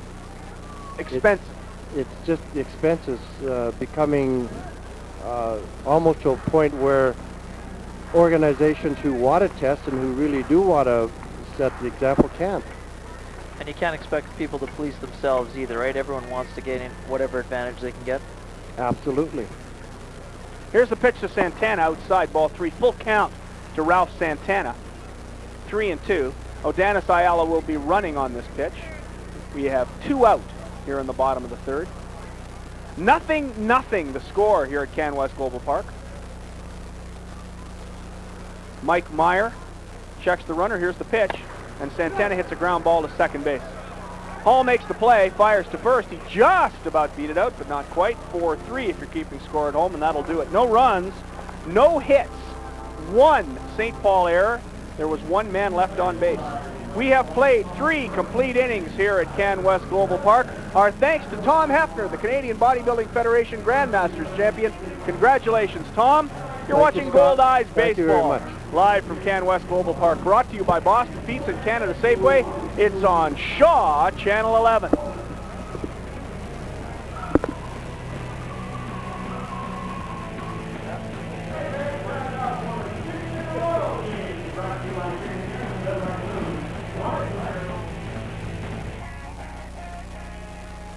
Hi, my name is Harry Barrios. I'm from Grand Rapids, Michigan, and when I'm not playing baseball, I'm at home playing with my 6-pound killer Chihuahua.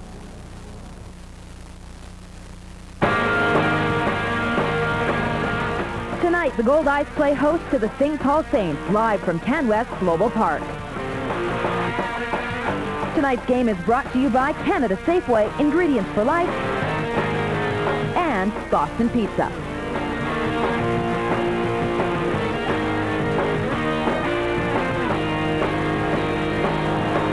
We hope everybody's enjoying the game tonight. It is, of course, Christmas in July, and I have Kate here, who's one of the great ushers here at the Ball Diamond. And Kate, you have an elf outfit on. Where did you get this?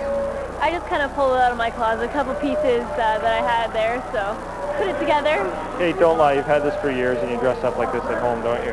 It's true. I do wear it on a regular basis sometimes. You know. There's no shame in that. Kate, what's the best Christmas present you ever got?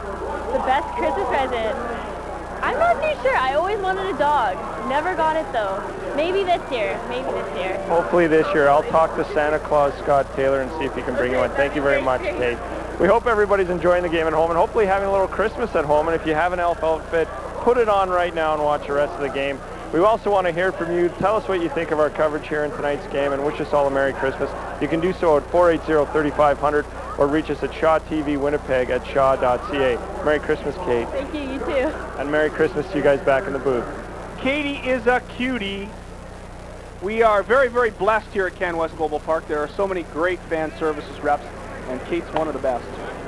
The first pitch to Chad Ernsberger, the shortstop, is fouled off for a strike.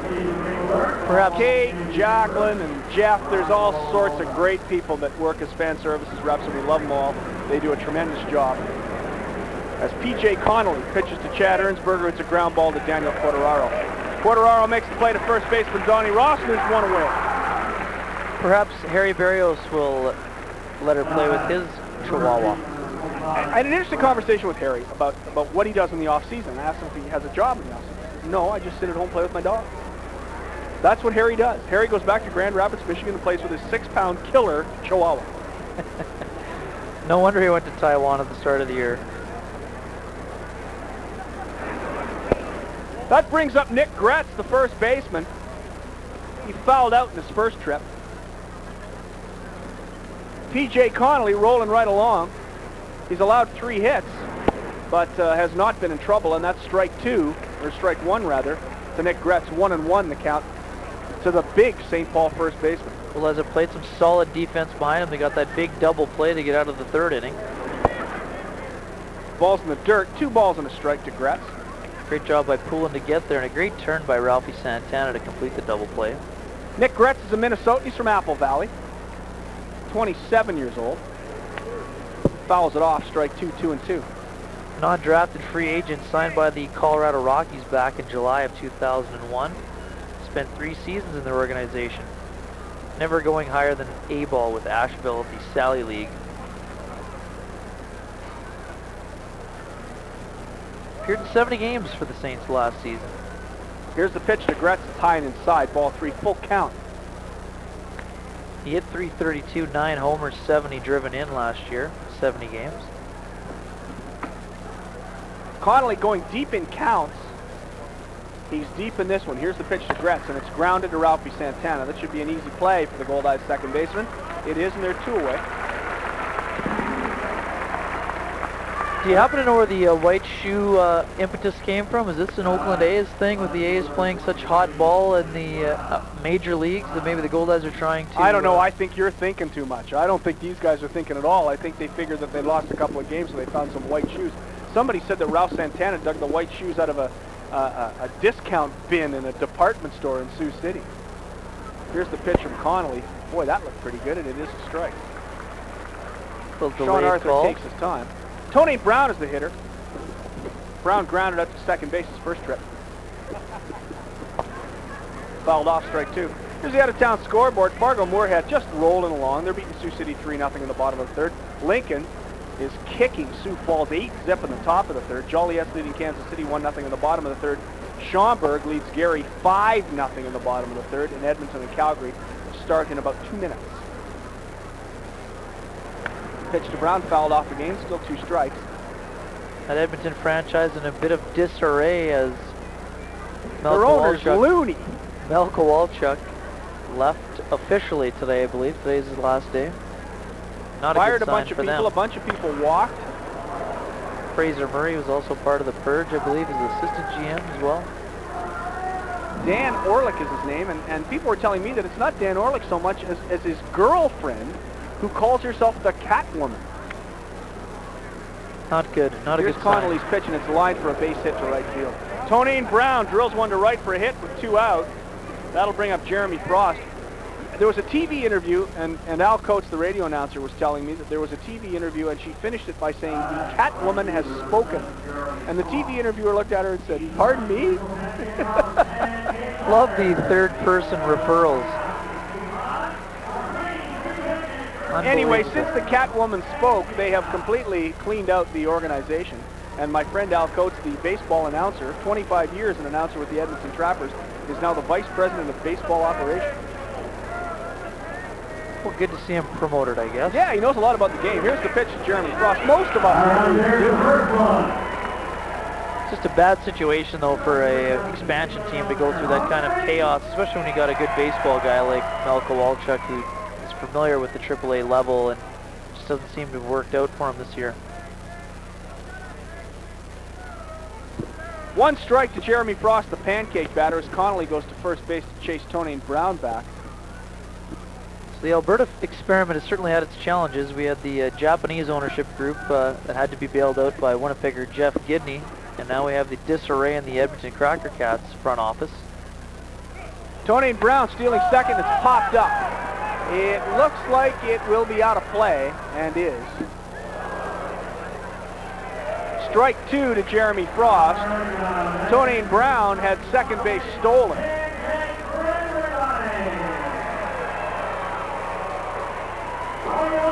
Frost down 0-2 in the count for the second consecutive at-bat. The fans are loving it here, aren't they? Certainly Ron Arntz, the public address announcer, is loving it. Lined out to Quartararo his first at-bat after falling behind in the count. Connelly goes to first base to keep Tonine Brown honest.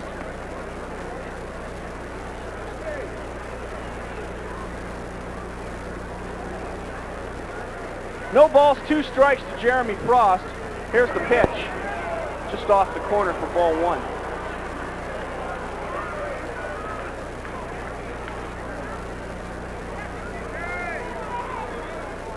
Jeremy Frost went to 2 strikes in his first trip tonight and then lined out to third baseman Daniel Quartararo. Quartararo made a great catch. Frost, a ball and 2 strikes. Connelly checks the runner, and Sean Arthur calls time behind the plate. Unbelievable. Thoughts go out to Rick Forney and the Forney family. Rick's going to come back into Winnipeg tonight. He's back home in Maryland the past couple of days. It has been a very, very difficult time in Rick Forney's life. We feel very badly for Rick, and we wish him the best. Ball and 2 strikes.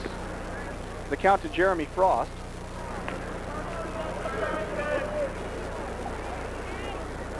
Alanier did say that Rick called him last night and was doing fairly well and asking about the game, so I'm sure he's going to find some solace coming to the ballpark. Tonine Brown is gone. There's the strikeout to Jeremy Frost, and everybody gets pancakes.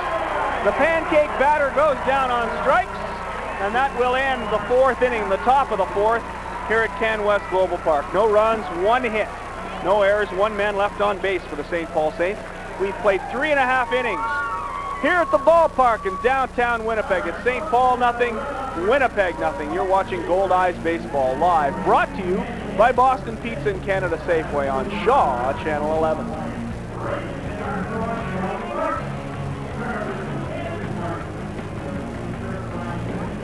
As you see on that scoreboard, www.goldeyes.com, click it on. Keep it in your bookmarks. You can read Scott Taylor's viewpoint, the game stories, all the stats, all the box scores, all the information you need that you don't get anywhere else. www.goldeyes.com. It is a great website run by Barb McTavish, the webmaster. And you'll get lots of information on this guy, Harry Berrios, hitting .354 coming into tonight's ball game. Notice the people behind Harry. They're eating. Of course they're eating. It's Canwest Global Park. Berrios will attempt to break up the no-no for Mike Meyer, who has not allowed a hit through 3 innings. Doing a nice job keeping that sinker down in the zone. Goldeyes unable to get on top of it thus far. Do we say no-hitter after 3 innings? Nah, it's too early yet. You don't jinx somebody until the 5th or 6th. Oh, you don't believe in those jinxes, do you, Scott? Every one of them. I love them dearly. Yeah, Jim believes in them. I think you just jinxed him, Ken. Well, I won't bring it up in the What was your jinx? If that's the case, I apologize. Now, our friend Jim Toth is the toughest man in broadcasting because he's working tonight with a torn MCL. A torn MCL. He's going up and down the stairs, interviewing people in the crowd with a torn MCL from a touch football game. Yes.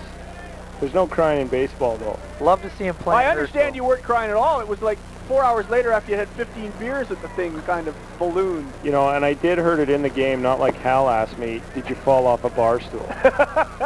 Which I took offense to. You did not take offense to it because you knew that was coming from Hal Lanier, and you knew you would get that in that club. Yes, I did, Hal, but that's not how I hurt my knee.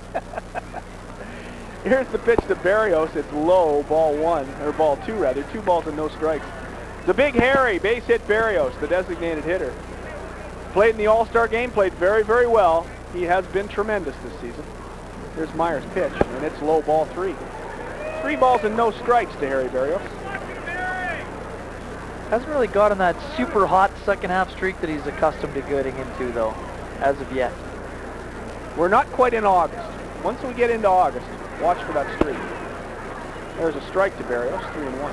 It's almost automatic in this league. Even if the pitch is 10 feet outside the strike zone, you'll see a strike on 3-0. Meyer kicks and delivers. Berrios hits a ground ball to the second baseman. Hall makes the play easily, gets it over to Gretz at first, and there's 1 away. Berrios grounds out to Justin Hall at second base. And there's 1 gone here in the bottom of the 4th. That'll bring up Al Corbeil. Talked about a couple of the Goldeyes injured players. The one other player we need to talk about, the reliever Carlos Torres. He's got a bit of an arm issue, and that is not coming around the way Hal Lanier had hoped for it. If he can't go in the next couple of days, sir, you may see him being replaced on the roster. First pitch to Corbeil is low and outside for ball 1. Just down to the point where they're going to have to make roster decisions, and if you know you can't count on a guy, you got to replace him. Pitch from Meyer, and it's right in there for a strike. Torres just hasn't been the same after that brawl incident. He has not been, and that's I believe that's what he got hurt. I think he hurt his leg, and the leg injury led to the arm injury. He was never right after that brawl. 1-1, the count to Corbeil. Here's the pitch, and Corbeil swings and misses. Just caught a piece of it and fouled it off. Regardless, it's strike 2. And not only did he get hurt in the brawl itself, I think he took a couple of uppercut shots from Stubby Clapp as well. All in all, just a bad scene for Carlos Torres. Carlos Torres got the jersey up around his head. It looked like a hockey fight. Stubby Clapp from Windsor, Ontario. There's a pitch by Meyer, and it's fouled off. Should be out of play, and it hits off the mound in the bullpen. Great effort by T. Brown getting over there. T. Brown's a pretty nice ball player. Another souvenir for a happy fan. Pretty fired up. I would think. Free baseball. It's about $11 in the store. It's $6 more expensive than a seat. A seat out there is only $5. It's a heck of a night. He's come out a winner. He can buy $6 worth of food and break even. Get Tony and Brown to autograph the ball, sell it on eBay. Here's the pitch from Meyer. Fouled off by Corbeil. caught by a fan. Probably win a prize for that. Yep, nip and fries from Sal. Ran into Burton Cummings the other day out at the track. Here's the pitch to Corbeil. And it's lined, and Tony Brown will make the play. Twice, Corbeil has lined the ball to left field, and Tony Brown has been right there to make the catch. Corbeil is 0 for 2, and Tony Brown does a good job. Ran into Burton Cummings, of course, one of the owners of the Salisbury House. Was at the track, and it was the day of the press conference for the Manitoba Derby on Thursday. And Sally and I were going up the elevator or escalator, and Burton was walking down the stairs, and he kind of looked surprised. He said, what's going on? I said, well, it's the news conference for the Manitoba Derby. And I said, why don't you come? There's a ground ball to the shortstop. That's going to end the inning. Ernsberger makes the throw to first. Anyway, to finish the story, I said, why don't you come? He said, no, I got my mom out here playing the VLTs. That's Winnipeg, isn't it? One of the greatest rock stars of all time has his mom at the Downs playing the VLTs. We have played 4 complete innings here at Canwest Global Park. It's the St. Paul Saints nothing, the Winnipeg Goldeyes nothing. You're watching Goldeyes Baseball. Live on Shaw Channel 11, brought to you by Boston Pizza and Canada Safeway. Jimmy Toth, before the game, had an opportunity to interview the catcher of the Winnipeg Goldeyes, the king of Florida, Al Corbeil. Al, you're considered a big addition to this team, especially in the second half. Just tell us how the season's been going since you arrived here in Winnipeg. Since I arrived here in Winnipeg, the team's done a real good job, gelled together real well, and been playing good baseball. You're with the Cubs organization, and you could have stayed with them, but probably not played much. You chose to come here and play. Happy with the decision? Yes, very happy with the decision. It was a situation where I would have been sitting on the bench waiting for somebody to get hurt, and had an opportunity to come here and play every day. You're contributing big time at the plate, which is what the team needed. Just tell us a little bit about your game. No one's ever seen you play. I try to keep it simple. I try to see the ball, hit the ball, and just make sure I don't get too cheated, take a good hack. You're from Florida and all over Florida, actually. You said you've lived all over. How are you enjoying your time here in Winnipeg? I love it here in Winnipeg. The fans have been great, the team's great, and it's just a great overall organization. Al, before I let you go, will you put these on? It's Christmas in July night. Anything for you, Jim. Thank you very much, Al. Christmas in July night, folks, with Al Corbeil. What a great sport Al Corbeil was. Not a big talker, but a great sport. Well, yeah, I think any guy who would wear lime green bottom of their shoes thing, the soles of his shoes are lime green, as you can see right there. His white shoes. That's outstanding. Al Corbeil's a lot of fun. He's a great guy, and you try to get him to talk about his game and what he's meant to the Goldeyes in the second half, and he just won't do it. He's just happy to be here and playing every day. But he has been a great addition to this team. And he wore the antlers. Yes. Most guys would have told you to beat it. Yes. not Al. In fact, some of his teammates, when he left the interview, said, "I can't believe he put those on." He was being encouraged to leave them on, in fact. He was. We're in the top of the 5th. You're looking at Mike Forbes at the plate, former Goldeye. Here's the pitch from Connelly. It's fouled off. It'll be Mike Forbes, another former Goldeye, Chris Cox, and then Jeb Wiseman, the catcher. Mike Forbes, as we told you before, struggled mightily when he started the season here in Winnipeg and was finally released. Nobody liked that day. Mike Forbes is a popular guy here. Real good guy. Real hard worker as well. Yeah. Pitch from Connelly just misses inside, 1-1 to count to Forbes. It's just kind of guilty by association. Hallinier needed to make a move. Mike Forbes was doing probably the worst of the regulars, and it was just time to make a move, and he was the unlucky victim. Well, he was an unlucky victim because he was an outfielder. The worst player at the time at the plate was Max Poulin, without any question. Max couldn't get it to 100. At least Mike Forbes is about 140. Max just was scuffling along. But Max is the best fielding shortstop in the league, so Max wasn't going to lose his job. Mike Forbes just happened to be the center fielder, and there was going to be changes made. There was no question about it. They had an outstanding year for Winnipeg last year, hitting .292. Pitch from Connelly is low in the dirt. That makes it ball 3. Full count to Mike Forbes, 3-2. Glad you could join us here on Shaw Channel 11. Scott Taylor and Ken Weeb bringing you all the Goldeyes action. Here's Connelly's pitch to Forbes, and it's fouled off again and out of play.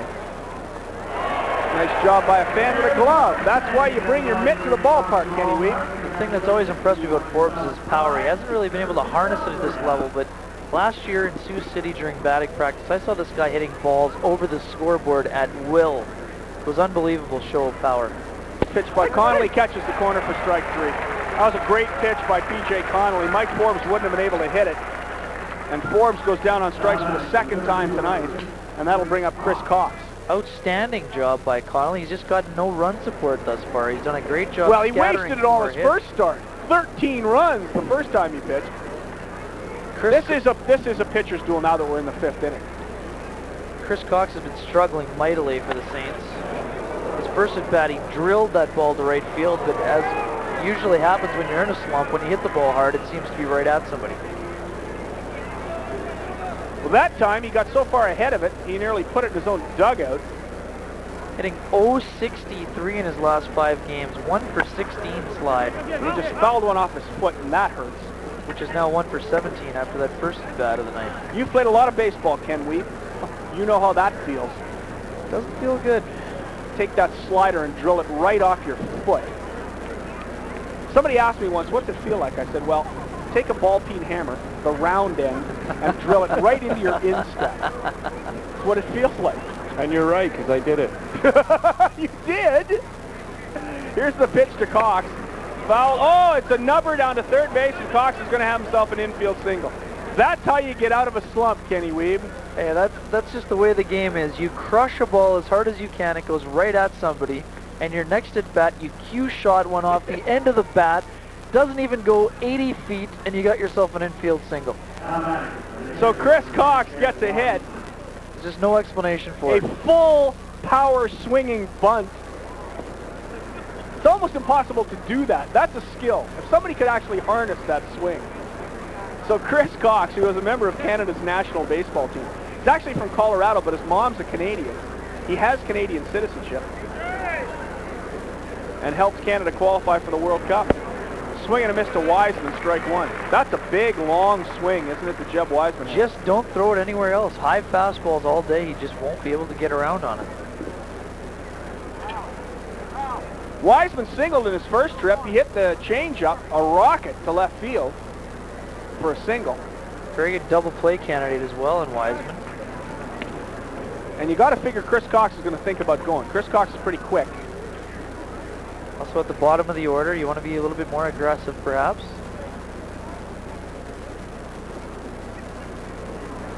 No runs, 5 hits and an error for the Saints. No runs, no hits, no errors, zeros right across from the Goldeyes. There goes Cox. Here's the throw by Corbeil. It's in the dirt. Max Poulin handles it, but it's a stolen base for Chris Cox. And that's another great reason for him to stay in the lineup. The guy's got great speed. He's got a pretty good eye. He's going to get a few walks. And he's also an excellent defensive ball player, which is why George Samus keeps trotting him out there. And sure enough, you get a cue job single, and you steal second, and now you got yourself in scoring position with only 1 out and a 0-0 tie. No balls and 2 strikes to Jeb Wiseman, the catcher. Connelly checks the runner and steps off. Now Connelly's got to make sure he's focusing on the batter right here, not worrying about Chris Cox. You don't want to make a mistake to the number 9 hitter here, especially when you're up 0-2 in the count. Connelly checks. Here's the pitch. High, ball 1. 1-2. The count to Wiseman. Chris Cox was a Goldeye, for those fans who do remember when he played center field here. He got injured. The co-rookie of the year. Co-rookie of the year in his first year. His second year he got injured and was on the disabled list and off the disabled list, and he wouldn't go back on the disabled list, so was released and ended up in St. Paul, where he was kept on the inactive list until he was ready to play. Also went to Sioux Falls that year. Yeah. Yes, he did. He didn't like Sioux Falls and ended up in St. Paul. A good place for him. Ended up it has been good for him. 2 balls and 2 strikes to Wiseman. Cox is on second, 1 out.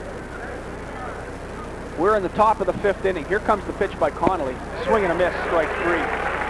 So Wiseman strikes out, and that'll bring up Josh Rennick, the third baseman and the leadoff hitter. So now Connelly's got a little bit more of a challenge for the man in scoring position. Josh Rennick has struck out and singled today. 5th strikeout of the game right there for Connelly, and he's just been outstanding. Here's a guy that was looked to be a middle relief, kind of late innings kind of guy, situational left-hander. He's given the rotation a tremendous boost right here.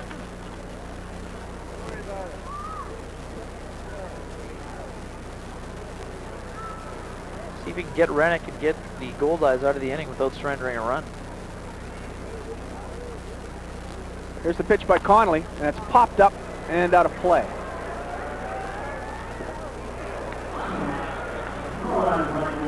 Five strikeouts, and the important thing that Rick Corney would be happy about, no walks thus far for Connelly. And no errors behind him. As we mentioned, he's working quickly. The defense has really been on its toes.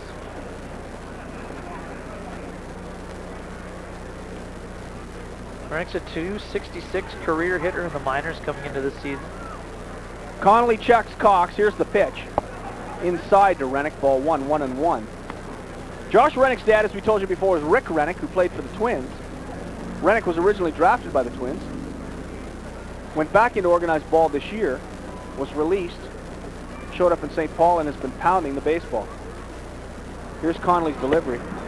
Just off the plate outside. 2 balls and a strike to Rennick. Another George Samus favorite. Samus himself played for the Minnesota Twins. Sure did. Pitcher. Indeed, left-hander. George Samus is one of the good guys in this league. Outstanding.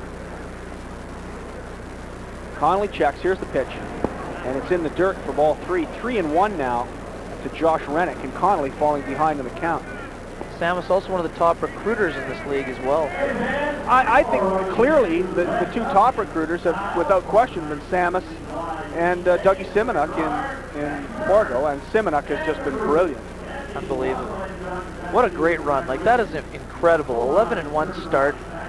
So often, after you win the first often half in this league you see that second half hangover, which the St. Paul Saints are currently finding themselves in. But Fargo hasn't missed a beat other than the one shellacking they took from the Goldeyes. They've just been outstanding. Al Corbeil going to have a chat with the young Connelly. Corbeil is tired of playing goaltender behind the plate. He does have first base open, but it doesn't get any easier as you go down this St. Paul Saints line. Justin Hall's next. Connelly checks the runner. Here's the pitch. And it's a fly ball to right field. It looks like it's going to get out of play, and it does. It lands up on the berm for strike 2.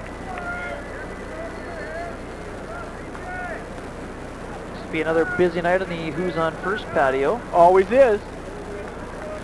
Always is. Had lunch there today. That crispy honey chicken is spectacular. It's the best Chinese dish in this town. Cox is on second, takes his lead. Here's the pitch to Rennick. He fouls it off. The off-speed pitch. Rennick was way in front of it.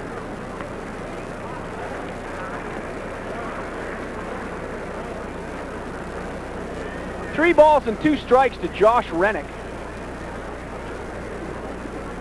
On the scoreboard here, he's 0 for 2, but that's incorrect. He is 1 for 2 tonight. He did single in the third. He was taken out in a double play that Justin Hall hit into. On a 2-0 count, nonetheless. Rennick calls time. Goldie is signing autographs. What have we come to? He's a celebrity. Here's the pitch by Connelly. Swing and a miss. That's strike 3. Corbeil tags out Rennick, but that'll end it. No runs, 1 hit, the infield single by Chris Cox. No errors, 1 man, Chris Cox left on base. P.J. Connelly strikes out the side. We played 4.5 innings at St. Paul, nothing. Winnipeg, nothing. You're watching Goldeyes Baseball, brought to you by Boston Pizza and Canada Safeway, live on Shaw, Channel 11.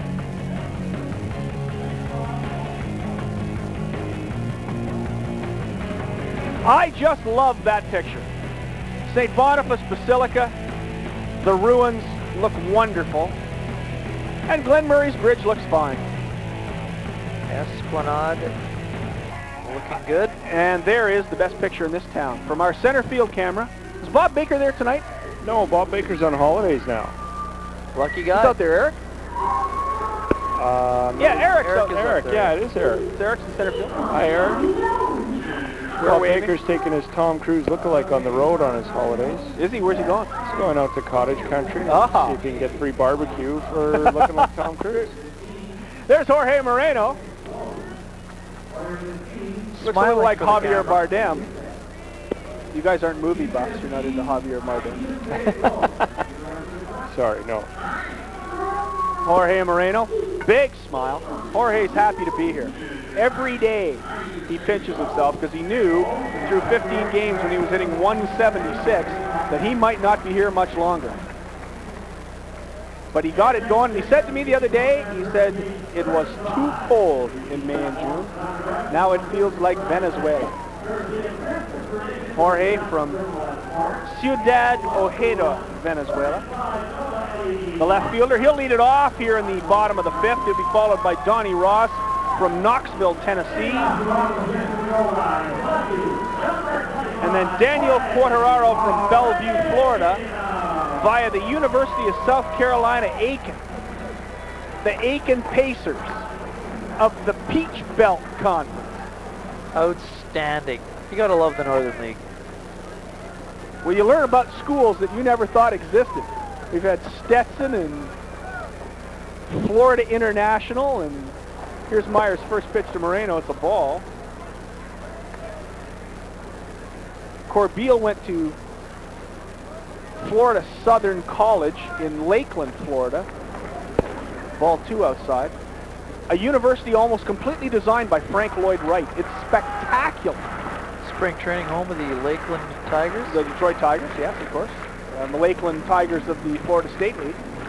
But Tom Kendall took California University of Pennsylvania to play a women's basketball tournament in southern Florida. Sally and I went over and watched his team play. Absolutely spectacular campus. One of the most beautiful places I've ever seen. 3-0 the count to Moreno. Here's the pitch to Meyer. From Meyer, rather. Strike one. From Meyer to Moreno. Goldeyes have had just 2 base runners tonight. Meyer's pitch is low, and that's ball 4. And that's the 3rd base runner of the night as Jorge Moreno, patient at the plate, draws a walk. Goldeyes still needs to get a hit. We're in the 5th inning. As the submariner slash side armor slash 3/4 thingy has been mesmerizing the Goldeyes tonight. It's technically the 5th base runner, 2 walks, an error, and a couple of fielders' choices, but not getting much done offensively, that's for certain. They aren't. Here's Donnie Ross, who has been getting it done offensively recently, but he's 0 for 1 tonight, of course, like most Goldeyes. He flew out to center field in his first trip. And you won't be seeing Donnie Ross asked to bunt in this situation, even though you'd like to advance the runner over to second base. Moreno's probably going to think about taking off. Here's the first pitch to Ross, is outside for ball 1. Or maybe it's time for these Goldeyes to start being patient at the plate because Meyer looks like he's having a bit of a control problem. Donnie Ross leads the Goldeyes in home runs with 9. Here's the pitch to Ross. It's on the corner for a strike. 1-1. 79-mile-an-hour changeup from Meyer. Meyer's done a great job of bending, but just not breaking. He's done an outstanding job making quality pitches when he's really needed to. Changing speeds, moving the ball around the plate, working the corners, goes to first base to chase Moreno back. Might see a hit and run at some point during this at bat as well. Donnie Ross handles the bat pretty well, and as you mentioned, Jorge Moreno, great speed over at first. Meyer checks the runner and he goes to first base again. Wiseman, the catcher, known for his good arm. Meyer's fairly quick to the plate, and it does a good job of holding on to the ball so that the runner can't really get comfortable over at first base. Moreno goes, it's outside. There's a throw from Wiseman. It's high, and Moreno steals second base. Jorge Moreno stole that one on Mike Meyer. A bad throw from Wiseman didn't help.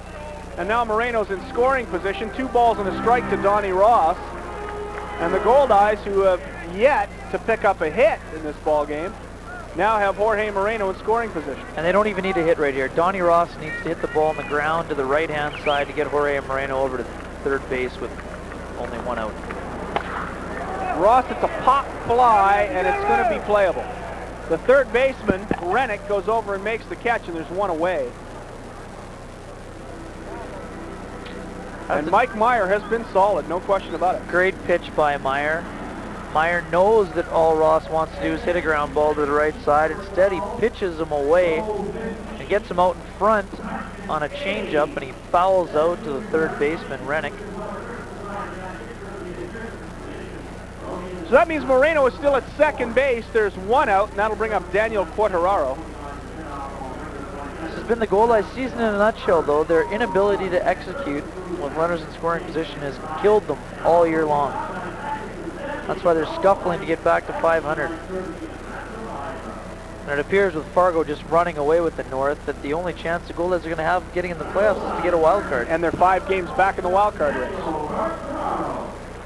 Right now, the Goldeyes trail Gary by 5 games in the wild card race. That is, if Lincoln or Gary remains in first. The teams in the South all have pretty good records. Fargo is brilliant at 39-21.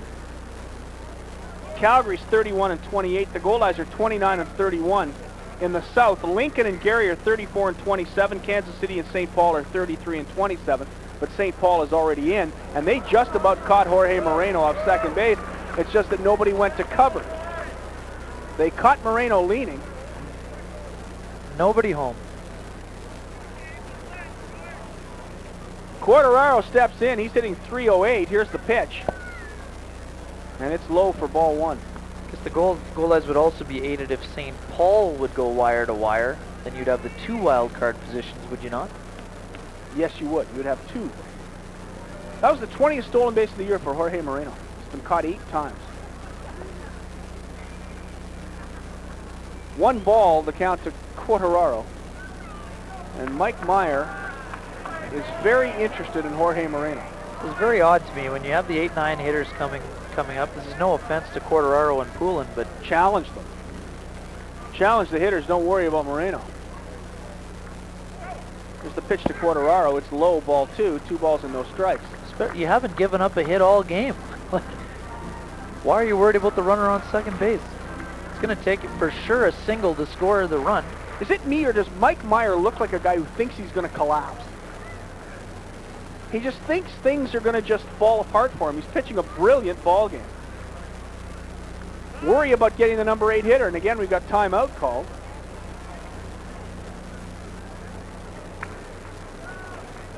I thought Oscar Montero worked slowly last year. Wow.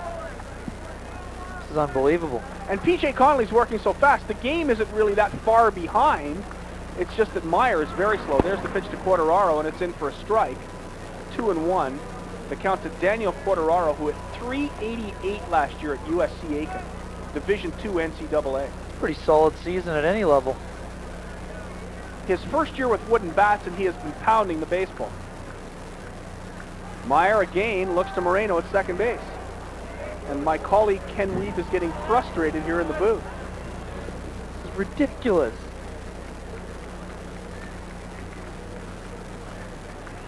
Meyer checks the runner again. Here's the pitch to Quartararo. He hits a line shot down the first baseline foul.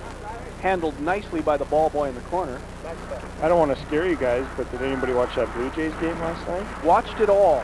All of it? Yeah, and what was really interesting is that we had the sound down so we could listen to the Cleveland Indians-Seattle Mariners game, because at night in Winnipeg, you can get channel 1100 on your radio, on any radio, WTAM, in Cleveland, as clear as day. It just pounds across the Great Lakes, and you get it as clear as day here in Winnipeg. So we had the little radio going with the Sally's Cleveland Indians on that, and we were watching the Blue Jays on TV, and it was kind of a baseball night. Well, you might have a just as long game tonight, but only 9 innings. Only 9 innings, yeah. The rate we're going, it might be 18. You get all kinds of great MLB stations out of nowhere in Winnipeg. Out of nowhere in Winnipeg, you're right. 850 KOA out of Colorado.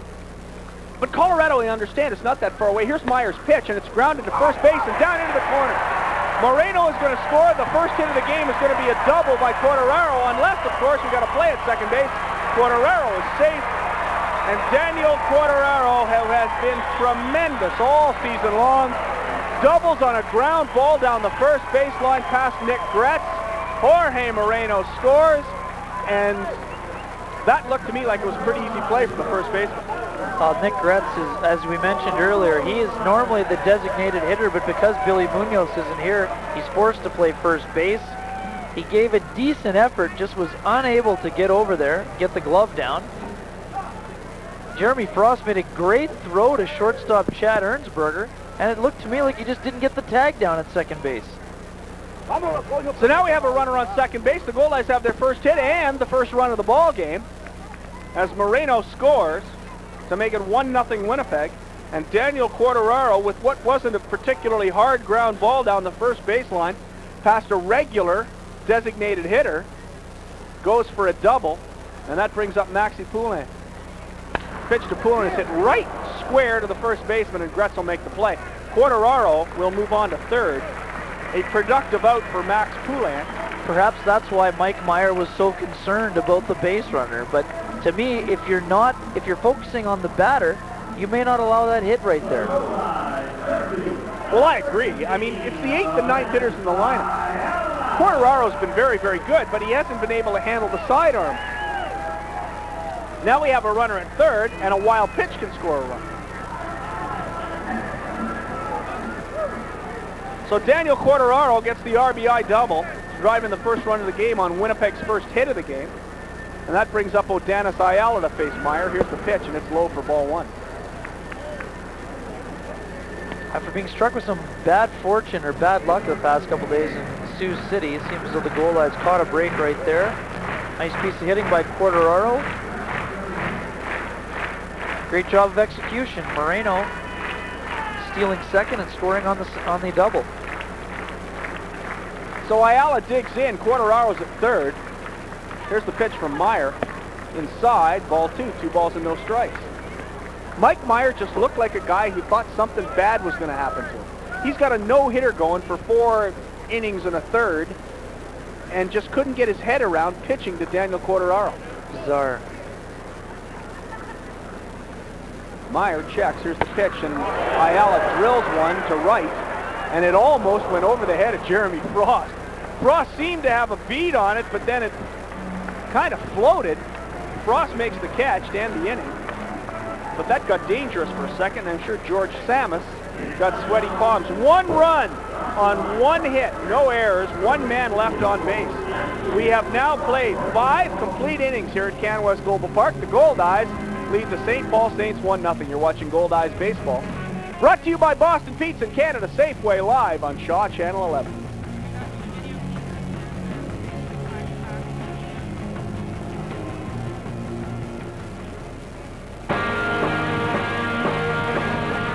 Tonight, the Goldeyes play host to the St. Paul Saints, live from Canwest Global Park. Tonight's game is brought to you by Canada Safeway, Ingredients for Life, and Boston Pizza. Ready? Okay. We're the Milani family, and you're watching Safeway Goldeyes Baseball, live on Shaw TV. Go Goldeyes!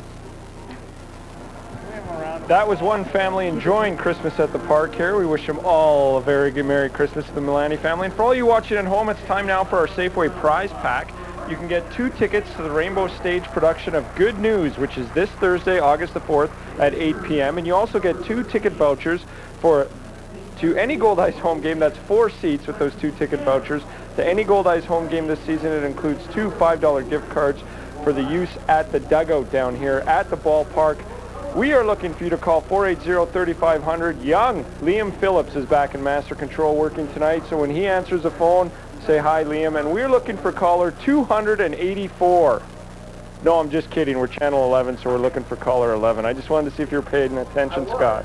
Yeah. Paying attention, and that was scary. That's a lot of phone calls. That's a lot of phone calls, and I wouldn't want to be Liam back at the control room. Shaw Cable just launched the digital phone, so I thought, why not use it, make it caller 284, but instead we'll just go with caller 11. And there's Goldie with his Santa hat on, having another great night at the ballpark, bothering that poor woman who sits in the front row, as he does constantly. Here we are in the top of the 6th. Justin Hall, Chad Ernsberger, and Nick Gretz. Justin Hall tonight has flown out to center and hit into a double play. Here's the pitch from P.J. Connelly. It's in for strike one. Glad you could join us here at the ballpark. Kenny Weeb, Scott Taylor, and the ubiquitous Jim Toth. I don't know what that means. It means a guy with one leg? No, it doesn't actually. Just bugging you, Jim. I'm going to look that up when I get home. Ubiquitous. It's a great word. It's almost as cool as egregious. Egregious is a great word. I'm writing those down again. I don't know. You're egregiously ubiquitous. Here's the pitch from Connelly. It's outside, ball one, a ball and 2 strikes. In the majors tonight, Boston is the only final in the American League. They beat Minnesota 8-5. In the National, the Cubs knocked off Arizona 4-3, and Philadelphia beat Colorado 5-3. The Blue Jays are losing 4-1 in the ninth, and there's strike 3 to Justin Hall. So P.J. Connelly has another strikeout. If I am correct, Kenny, that's 1, 2, 7, 3, 4, 5, 6. That's number 7 tonight. P.J. Connelly doing a great job. Struck out 4 of the past 5 batters he's faced as well, really settling into a groove here. And it's great to see a young pitcher go right at a hitter after your ball club gives you a 1-0 lead. First pitch to Chad Ernsberger is low for ball 1. Ernsberger currently riding a 45-game consecutive on-base streak right now. 2 balls and no strikes to Ernsberger. He singled in the first, grounded out to third in the fourth. Goldeyes lead at 1-0. Here's the pitch. It's on the corner for a strike. Currently leading the league in on-base percentage at .475 heading into tonight, and is second in batting average. Connelly's pitch is lined into the seats. Look out. Also 2-2 the count to Ernsberger. Also leads the league in walks with 52. Just an outstanding year. Looks like somebody may have got hit there, Scott, or no? It looks like. Gotta keep your head up. Oh, looks like there's maybe no, more, I think we're okay. More laughing it looks than... like yes, we're okay. More laughing than crying. Speaking of playing well and being hot, how about Tiger Woods today? 61. He loves the Buick Open. Well, yeah, Buick's a sponsor, but having said that, Warwick Hill, I played Warwick Hills. That's 7,200 yards. That's a tough golf course. Pitched by Connelly's in the dirt, 3-2. Warwick Hills is a very difficult golf course, and Tiger shot 61 today. Glenn Natchick's still in the hunt. He's only, what, 4 or 5 back? Impressive job. Speaking of low 60s, Garth Collings with the course record 62. And Steinbach. Congratulations for winning his 4th Manitoba Mid-Amateur title last week in Steinbach. Ouch. Our other Eric, the cameraman, nearly got his head taken off. That's Hugh, actually. Is that Hugh down there today? But he's a rock. He's not moving, that Hugh. Yeah, he is a rock. There's no question. He'll take that ball right in the gut and keep He looks thinner filming. than Hugh down there. He looks thinner. A lot thinner. He's in good shape. Here's the pitch from Connelly. That's fouled off, and the bat goes about as far as the ball does. Almost took out Jackie Hernandez at the knees right there. Wow. This is a very dangerous game. It's a very interesting at bat for Chad Ernsberger. He nearly takes out a fan, nearly takes out Hugh, our cameraman, and nearly takes out Jackie Hernandez, the third base coach. But Jackie is still extremely quick. Now, is that the definition of bow-legged or what? Jackie Hernandez. Gentlemen, I should say I met Jackie before the game. Great. A great character, and if you guys have, I don't know if you've been watching, but from the start of the game, him and Goldie have been going at it, entertaining the fans while the game's been going on, and it's been outstanding to watch. He's a great personality in the game of baseball. They do it every time that he's here. It's outstanding. Here's the pitch. Swing and a miss. Strike 3. Another strikeout for P.J. Connelly. That's 8. And he has struck out 6. The last 6 batters he has put out, he has struck out. Unbelievable. There you see Goldie giving Jackie some grief. He often takes out the walker when he's mocking Hernandez. Jackie and Hal are good friends. Of course, they played in the majors at the same time. Here's Nick Gretz, and Gretz hits a ground ball right at Ralph Santana. Santana to Donnie Ross, and that'll do it. Another great inning for P.J. Connelly. And boy, has he pitched well for these Winnipeg Goldeyes. No runs, no hits, no errors, nobody left on base. We've played 5.5 now at Canwest Global Park. It's the Goldeyes. 1 run on 1 hit, no errors. The Goldeyes lead at 1-0. You're watching Goldeyes Baseball, brought to you by our friends at Boston Pizza and Canada Safeway, live on Shaw Channel 11.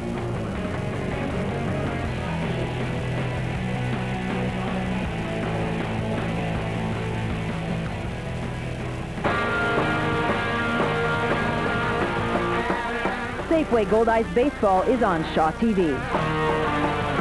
Don't miss any of the action as Hal Lanier and the boys of Summer chase another Northern League Championship live on Shaw TV. Stay tuned August 3rd when Arby's presents the Winnipeg Goldeyes versus the Sioux City Explorers live from Canwest Global Park at 7 p.m. Goldeyes Baseball exclusively on Shaw TV. Thank you, Kim Babich. And there's a Goldie fan. They get younger and younger and younger all the time here at the ballpark. Tremendous fun here at Canwest Global Park, and you can always get yourself a Goldie doll. Fans of all ages here at this ballpark. Just about too much fun for a real human being to have. We're going to the bottom of the 6th inning. It'll be Odanis Ayala, correction on that. It'll be Ralph Santana, Harry Barrios, and Al Corbeil. Ralphie Santana will lead it off. White Shoes Santana. Facing Mike Meyer, who has pitched a dandy ball game tonight. The Goldeyes have 1 run on 1 hit. The Saints no runs, 5 hits. The Saints have made an error. And Mike Meyer's done a great job, but he panicked in the last inning, Kenny. Yeah, he certainly did. He maybe perhaps gave Daniel Corderaro a little bit too much credit. And that's no offense to Corderaro, but if you're pitching a no-hitter and seemingly on cruise control, I can't understand why you're worried about a guy on second base. Here's Santana to face Meyer. First pitch is low in the dirt, ball 1. Big news in hockey this week. Theron Fleury signed in Belfast, Ireland, and Bob Goodenow resigned. Yes, indeed. Randy Carlisle's going to be the new coach of the Anaheim Mighty Ducks. Yes, it appears as such, does it not? There's a line shot base hit to left field for Ralph Santana. And good for Randy Carlisle. Should be a good opportunity for him to join Brian Burke with the Now, is there Mighty any Ducks chance he Anaheim. won't be hired? Well, there's always some chance until the contract, the ink is dry on the contract, but I'm pretty certain that it's going to happen, probably as early as Monday or Tuesday. And the draft goes tomorrow with Sidney Crosby, the first pick, going to Pittsburgh. Who would you take with the second pick? If I'm Brian Burke and I keep the pick, I take Jack Johnson, the outstanding defenseman out of the U.S. national team program. There goes Santana and swing, and it's fouled off the shin pad of catcher Jeb Wiseman. It's a very Santana was gone. Very deep draft, and there's a lot of forwards, but the Mighty Ducks have a lot of forwards in their system. Do you think Berkey will trade that pick? I think there's a chance that he could, as long as if he can still get Jack Johnson lower down, I think he'll trade it. Strike 2 to Barrios, 2 foul balls.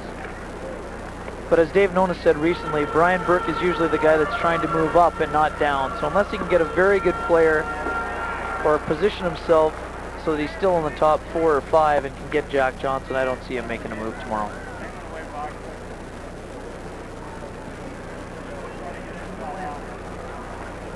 Two strikes to Harry Barrios. Santana, who picked up Winnipeg's second hit of the night, is on first. He looks like he's getting ready to take off again. There's the pitch to Barrios, swing and a miss. That was a ball for strike 3. Not a very good at bat for Harry Barrios. And Joe Barnes of the Saskatoon Blades, a good Winnipegger, looks like he'll be the first Manitoban selected tomorrow at some point, mid-round, I guess, somewhere between the 3rd and 5th or 6th round, we'll say. He had an outstanding season with the Saskatoon Blades, the Western Hockey League.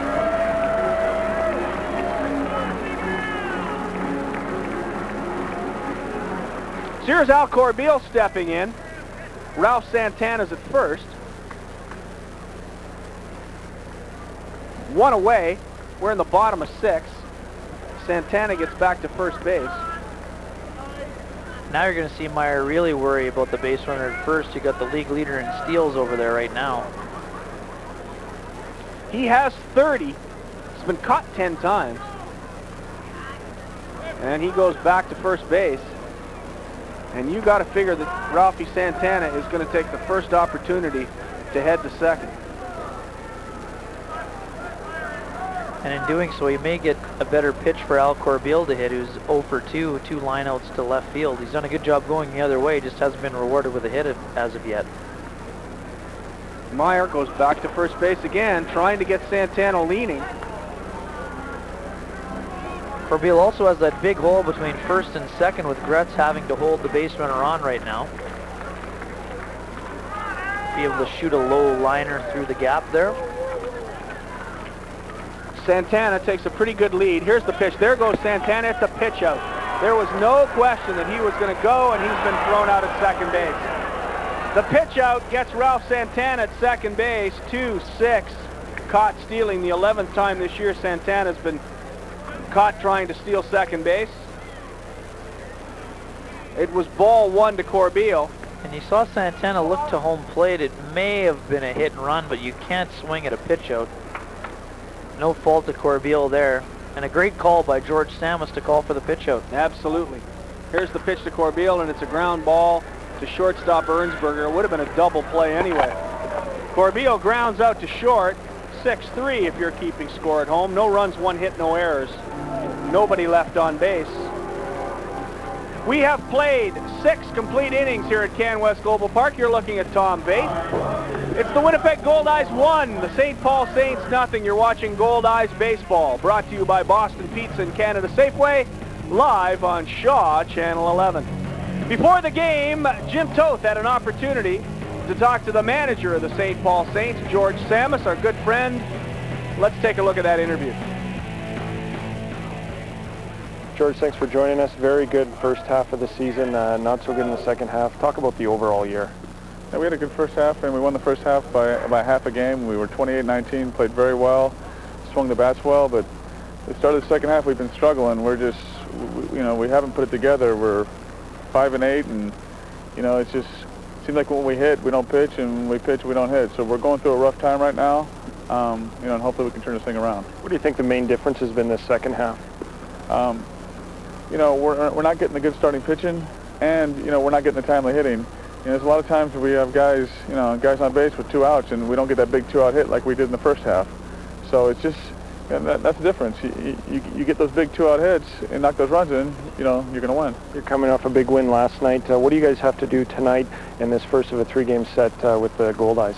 Yeah, last night was a big win against Gary. We were down 4-1, and when we were 4-8, down 4-1, we could have just said, here we go again, but we battled back and swung the bats well and got those big hits for the first time in a while. But coming here to Winnipeg, every time we come here, it's tough. They're a very good team, and we always have tough games, and we need Mike Meyer to go out there and, give us, 6-7 strong innings and hopefully turn it over to our bullpen. Great. Thanks for this, and good luck with the series this weekend. All right, thank you very much. The laid-back George Samus.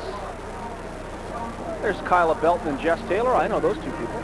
Yes, as do I.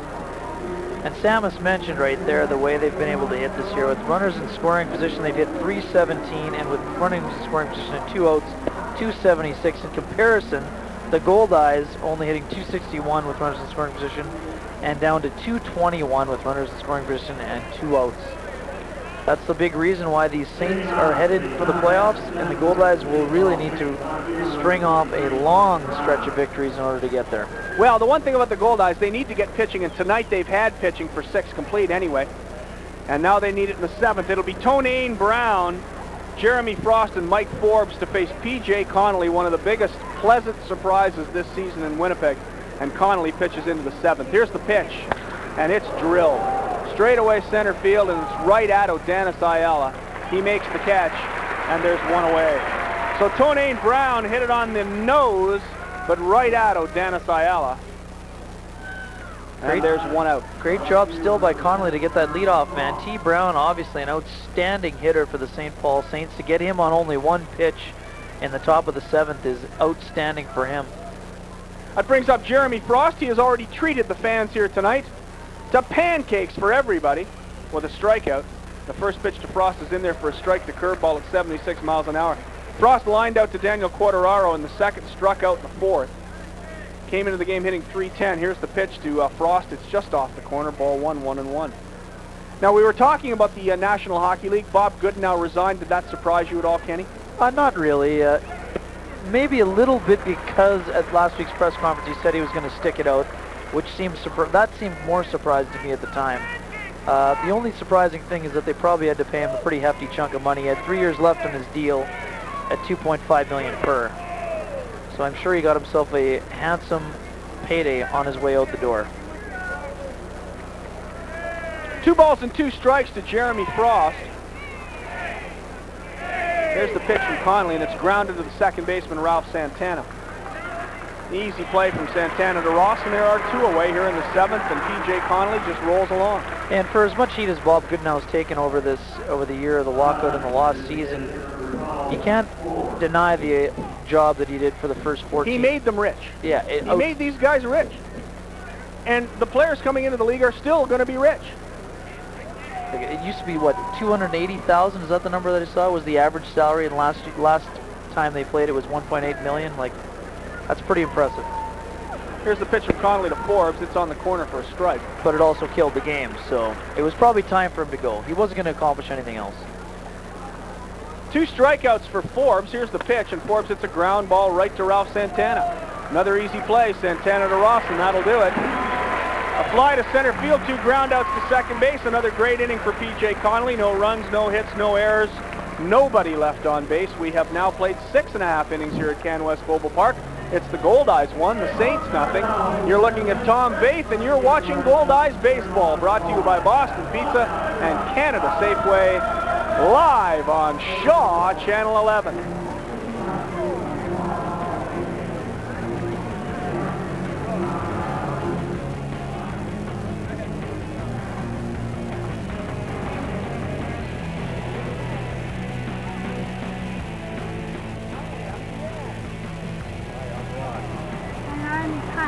You're watching Safeway Goldeyes Baseball live on Shaw TV.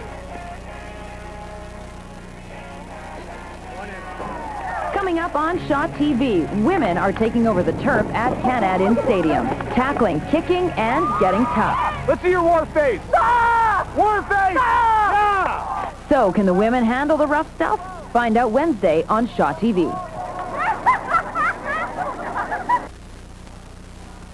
Joanne running rather gingerly there. She has taken a lesson from Jim Toth, the one-legged anchor of Shaw Sports.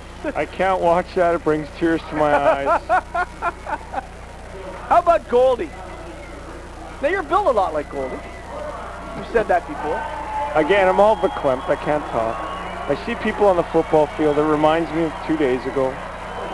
When you had 2 pretty good legs when it started. Pretty good. They treated me well throughout the years, and now, who knows if you bounce back from something like this? I don't know. I'm 48 years old. You're not a young man anymore. Oh. It's only a year recovery for hockey players. You think? I don't know. Or is that ACL? Torn MCL, that's ACL, but MCL's not Sorry, fun maybe either. it'll be okay. Got to call back home, see if Pa still got the farm. I might be done. Might have to wrap up that football career. Kevin Burns will lead it off. He'll be followed by Jorge Moreno and Donnie Ross. There's the pitch from Mike Meyer to start this bottom of the 7th inning. Ball 1 to Kevin Burns from Beloit, Wisconsin. Here's the pitch. Burns flies foul down the right field, rather the left field line, out of play. Looks like Burns got himself some new shoes as well. Bright red ones. They must have found some cheap place to buy shoes in Sioux City. Here comes the pitch by Meyer. And that's inside for ball 2. 2 balls and a strike to Kevin Burns. Tonight, Kevin Burns has walked and grounded out to shortstop. Came into the game hitting .337. Thanks to Jonathan Green for the out-of-town scoreboard. And there's a base hit by Kevin Burns. The 3rd hit of the night by the Goldeyes. We told you that it looked like a sellout tonight. Not quite. 7,141. 7,141. To date, 213,149 people have come through the turnstiles here at Canwest Global Park. That's an average of 6,661 fans per game. The Goldeyes thank you. We thank you too here at Shaw TV. Crowds have been tremendous, even though these games are televised. It's an amazing story. The first pitch to Moreno looks like a double play ball. To the pitcher for 1, to second base, and that's 2. And an easy double play, 1-6-3, as Jorge Moreno grounds in to the twin killing. Mike Meyer didn't exactly fire that ball to second base either. He almost threw it away. It took a nice play by Chad Ernsberger to make sure he got the lead runner at second and then fired it over to first in time to get 2. So now 2 out, nobody on for Donnie Ross. Ross has flied out to center and popped foul to the third baseman, and the first pitch is the changeup at 76 miles an hour, strike 1. Kind of chilly here tonight. Not cold, but just feel a little nip in the air. Here's the pitch from Meyer. Swing and a miss, strike 2, and he's got him on 2 changeups in a row. It's a little too early in the season to be thinking about September. It feels like fall, though, doesn't it? Feels like autumn, yeah, no question. Meyer's pitch is just high, ball 1. And we've got the Manitoba Derby on Monday. You'll be covering it for the Sun. Indeed. Should be an exciting day at Assiniboia Downs. The pitch by Meyer, and it's drilled off Meyer's leg and into left field. It'll be a base hit for Donnie Ross. Ross hits a ground ball up the middle that hits Mike Meyer on the leg and deflects into left field for a single. The 4th hit of the night for the Goldeyes. Should be exciting on Monday to see that 11-horse field go to the post. Now Wade's Bay at 2-1 is the morning line favorite. But I saw Stormy Business in the Derby trial just take it to Primetime TV, and I thought Primetime TV was clearly the best horse at this track, best 3-year-old at this track. I like Stormy Business on Monday. Wouldn't be surprised to see Primetime TV have a better showing. There's a fly ball off the bat of Quartararo to right field. It should be easily handled by Jeremy Frost, and it is, and that'll end the inning. The Goldeyes, no runs, 2 hits, no errors, 1 man left on base. We have played 7 complete innings. As you look at Jeremy Frost, it's the Winnipeg Goldeyes 1, the St. Paul Saints nothing. You're watching Goldeyes Baseball, brought to you by Boston Pizza and Canada Safeway, live on Shaw, Channel 11. Canada Safeway does an awful lot for this community, and Rainbow Stage has a special Canada Safeway night. Have a listen to this.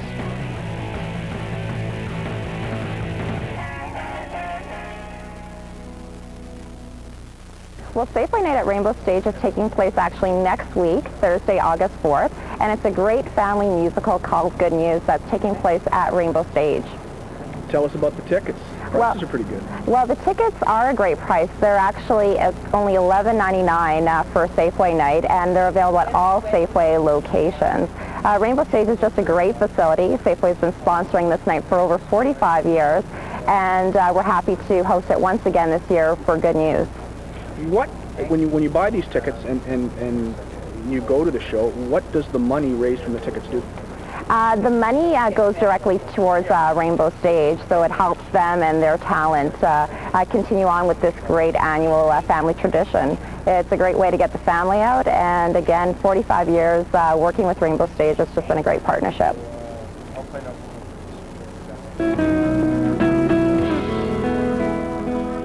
Nobody better in this community than Canada Safeway. We thank them dearly for the work they do.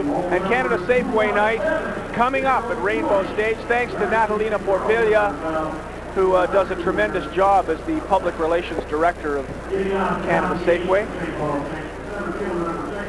And good news, the story about football, Kenny. It's a football musical. May have to take it in. Can't get any better than that. P.J. Connelly will face Chris Cox, Jeb Wiseman, and Josh Rennick here in the top of the 8th inning. Connelly looking very, very good tonight in his first pitch to Chris Cox is in there for a strike.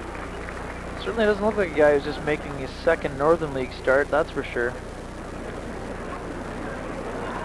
Connelly rocks, kicks, he delivers. Ooh, that was just on the corner. That looks pretty good. He's kind of squeezing him now just a bit. Down.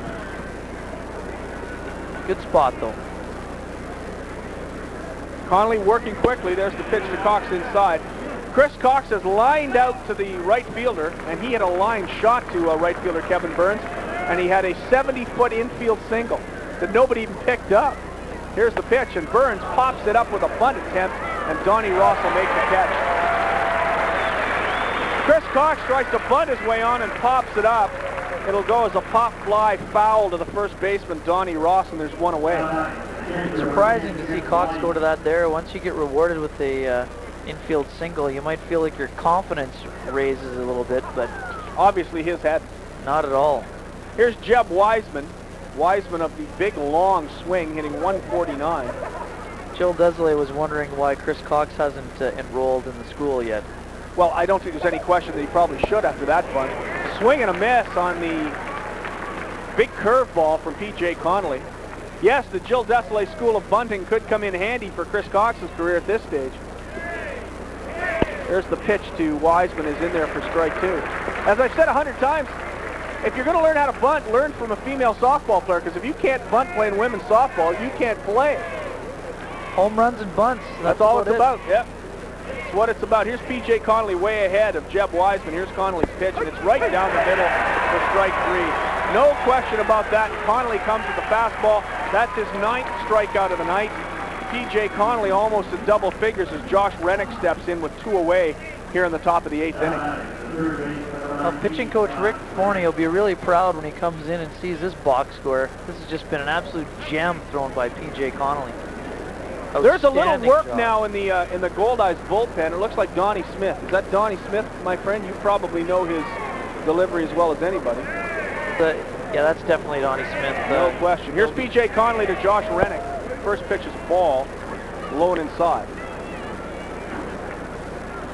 There's a good chance you may see Donnie Smith, the closer, come in for the 9th inning. Connelly to Rennick, and Rennick hits a fly ball to center field. Big can of corn for Odanis Ayala. He gets back to the track almost, but there's no question that was an out. Fly ball to Odanis Ayala, ends the top of the 8th inning. Another 3 up, 3 down inning for P.J. Connelly. That's 3 in a row. He has retired the last 10 batters he's faced. No runs, no hits, no errors, nobody left on. The Winnipeg Goldeyes lead the St. Paul Saints 1-0. You are watching Goldeyes Baseball, brought to you by our friends at Boston Pizza and Canada Safeway, live on Shaw Channel 11.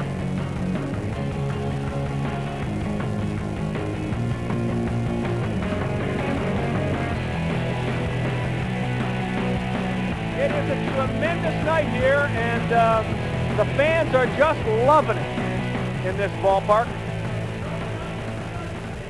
It's Christmas in July, and there's downtown Winnipeg, our center field shot. Just over the roof of Canwest Global Park. That's a great picture. That's from a roof shot here at the ballpark that Izzy and David Asper named. Great story. They were in synagogue, and Sam Cates had not found anybody to buy the naming rights to the stadium yet. And Izzy and David waved Sam over. It was Yom Kippur, holiest day in the Jewish calendar. They're in synagogue together. They ended up at Izzy's basement on Wellington Crescent and cut the deal in Izzy's basement at 2 in the morning during the high holidays. A tremendous story. Great for this ballpark. Canwest Global has been a tremendous partner. And Mike Meyer is on the mound at Canwest Global Park, and he'll face the top of the order, starting with the 9th hitter, Max Poulan, and then number 1, Odanis Ayala, and number 2, Ralphie Santana. Here in the bottom of the 8th inning, the Goldeyes leading at 1-0. A great pitcher's duel between Mike Meyer and P.J. Connelly. It's been outstanding. Mike Meyer has done an exceptional job as well. P.J. Connelly, we've mentioned how brilliant he's been, but Meyer's been outstanding as well. Just the 4 hits, and other than the one mistake where he got caught up in the runner in second base, he's been dominant. Tremendous night for Mike Meyer, who came into this game with not a particularly good record or particularly good numbers. Jim Toth cleaning up his desk there. Into the garbage can it goes. There's the first pitch to Max Poulan's low.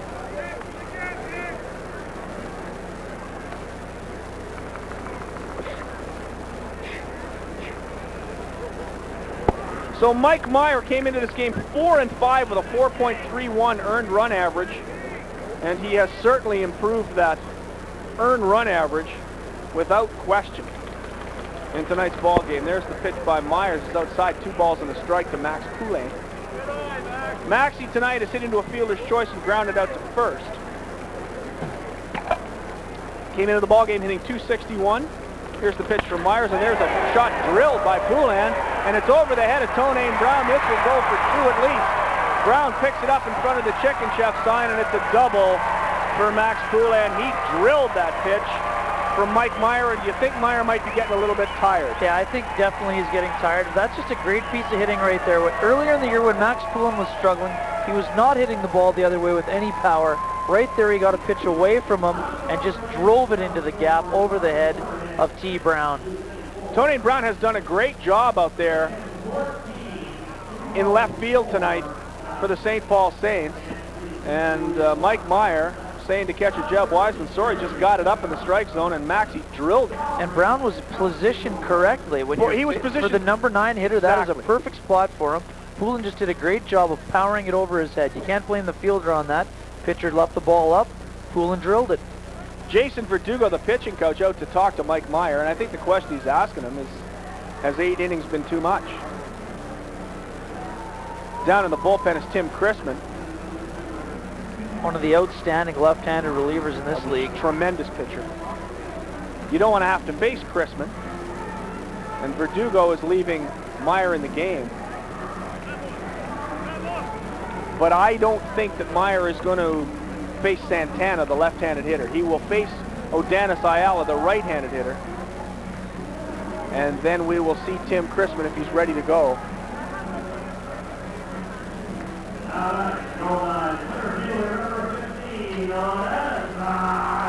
So Odanis Ayala will face the right-hander Mike Meyer, but I would suspect we'll see Tim Chrisman face Ralphie Santana, and I also suspect we're going to see the bunt. Certainly, third baseman Josh Rennick expects the bunt because he's almost on top of Odanis Ayala down at third base. And there's the square, and there's the bunt, and he misses it for strike 1. You got to get the bunt down right here. You have to get it down right here.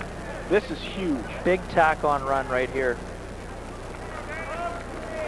And Rennick it's more of a bluff right here. If he bunts it to third base, I don't know if Rennick's going to come all the way in and charge it to go to 1, but they're not going to have any play at third. And Odanis Ayala hits a ground ball into the hole for a base hit. Tonane Brown is in playing close in left field. He's basically a deep short, so there was no chance for Max Poulin to come home and score. Maxie looks like he's a little shaken up as he twisted his ankle or something coming around third base, and he did. Maybe did something, twisted his knee. Maybe he pulled a Jim Toth. My goodness, Max Poulin. Lanier can only hope that that's not the case. I would think. Odanis Ayala, a great bit of hitting. He handled the bat beautifully. He squared the bunt and then drilled the ball into the ground and bounced it over the head of Josh Rennick. Max Poulin is okay, but Odanis Ayala gets the base hit, about a 110-foot base hit. Great job by Lanier of taking the bunt off and using the element of surprise right there. Because Rennick, as you mentioned, was right on top of the plate, charging hard, just knocked it over his head. That brings up Ralph Santana with runners at first and third and nobody out. The infield is in. They're going to make the play at home plate if there's a ball hitting the ground. And Meyer fakes the third and goes back to first. Poulin's got to make sure that the ball's through. He can't be going on first movement here. Not with nobody out. With nobody out, Max Poulin has to play it safe. The chance of doubling up Ralph Santana are very slim. Here's the pitch. It's on the corner, and there's a throw back to third base. Poulin's safe. Rennick got the tag down, but Poulin got back. Good throw by Jeff Wiseman. Good idea. Give Poulin credit for paying attention. You could see a bunt by Santana here, but you're not going to see a squeeze with Santana being a left-handed hitter. Runners on the corners, nobody out. Ralph Santana at the plate. The Goldeyes lead at 1-0. Here's Mike Meyer's pitch. It's off. Oh, it's right on the corner for strike 1. They were squeezing P.J. Connelly in the last inning. They don't squeeze Mike Meyer. 1-1 is the count to Santana. Yeah, you can be sure that that has not been a strike all game. There was almost an identical pitch to Chris Cox that was called the ball last inning. Here's the pitch to Santana, and he fouls it off for strike 2. A ball and 2 strikes to Ralph Santana. Santana tonight has grounded out to the pitcher, grounded out to the second baseman, and singled. 1 for 3 on the evening. Was thrown out at second base trying to steal in the 6th.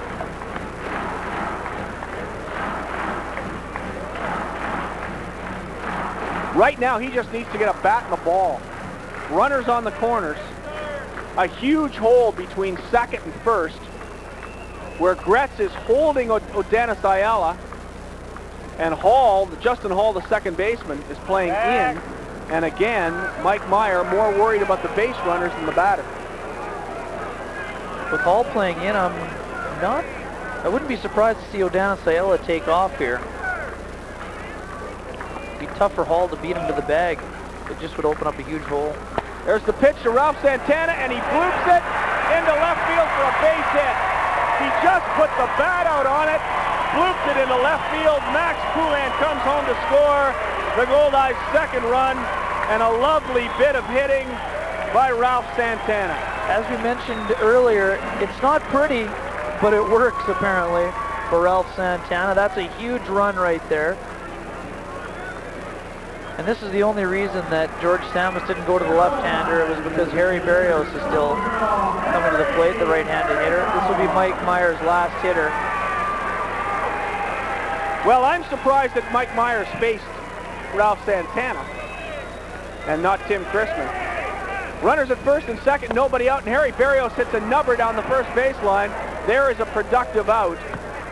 Both the base runners end up on second and third. They move ahead 90 feet. Harry Berrios grounds to the pitcher, unassisted, but a productive out. Now 2 runners in scoring position, only 1 out, and Al Corbeil, he of the hot bat, will face the left-hander Tim Chrisman. That'll be it for Mike Meyer, and he pitched a dandy ball game. Yeah, he did. You know, he pitched well enough to win. Just a couple mistakes.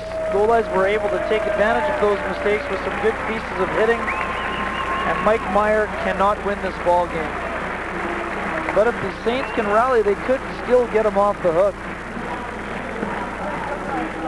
A real nice ball game for Mike Myers. He allowed 2 runs on 7 hits. Now, both of the runners in scoring position are his responsibility. So, if Tim Chrisman can't do the job, Myers could allow 4 runs before it's over, and that wouldn't do his earned run average much good. But to this point, Mike Meyer pitched a tremendous game, and now we get to see one of the best left-handed relief pitchers in this league, Tim Chrisman. It's definitely going to be a challenge for Chrisman. He faces 2 of the hot hitters for the Goldeyes, 2 left-handers, Al Corbeil, Kevin Burns. Potentially could face Jorge Moreno, and then another left-hander, Donnie Ross. Hallinier talked to me before the game about trying to break up all the left-handed hitters. He's done so today. But his left-handed hitters have really been his best. Other than Moreno, these left-handers have been outstanding of late for him. He can throw Ralphie Santana into that mix as well. They've done an outstanding job. Max Poulan also doing a fine job. But Hallinier was a little concerned that they may be a little susceptible to these left-handed relievers, so he's trying to break up the batting order. Goldie getting into it tonight. A whole lot of K's up on that board.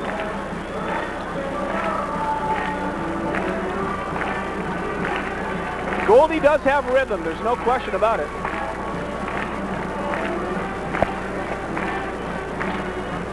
Doing the swim. Haven't seen him swim in a long time. Or is he walking like an Egyptian?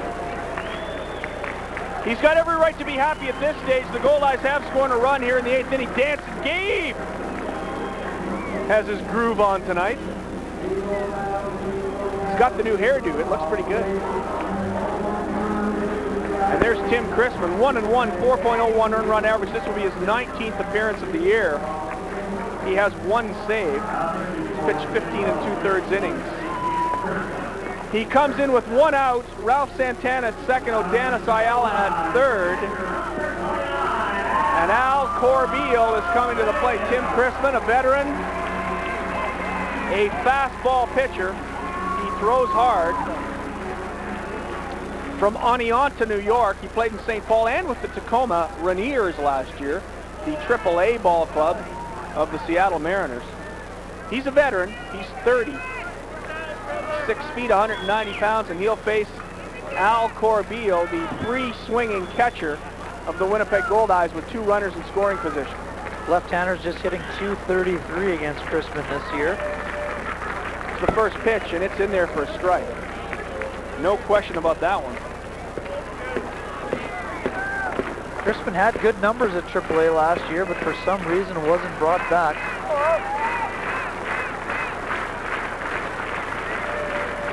Here's the pitch, and Corbeil drills it into the crowd. And boy, you've had to keep your head up down that third baseline tonight.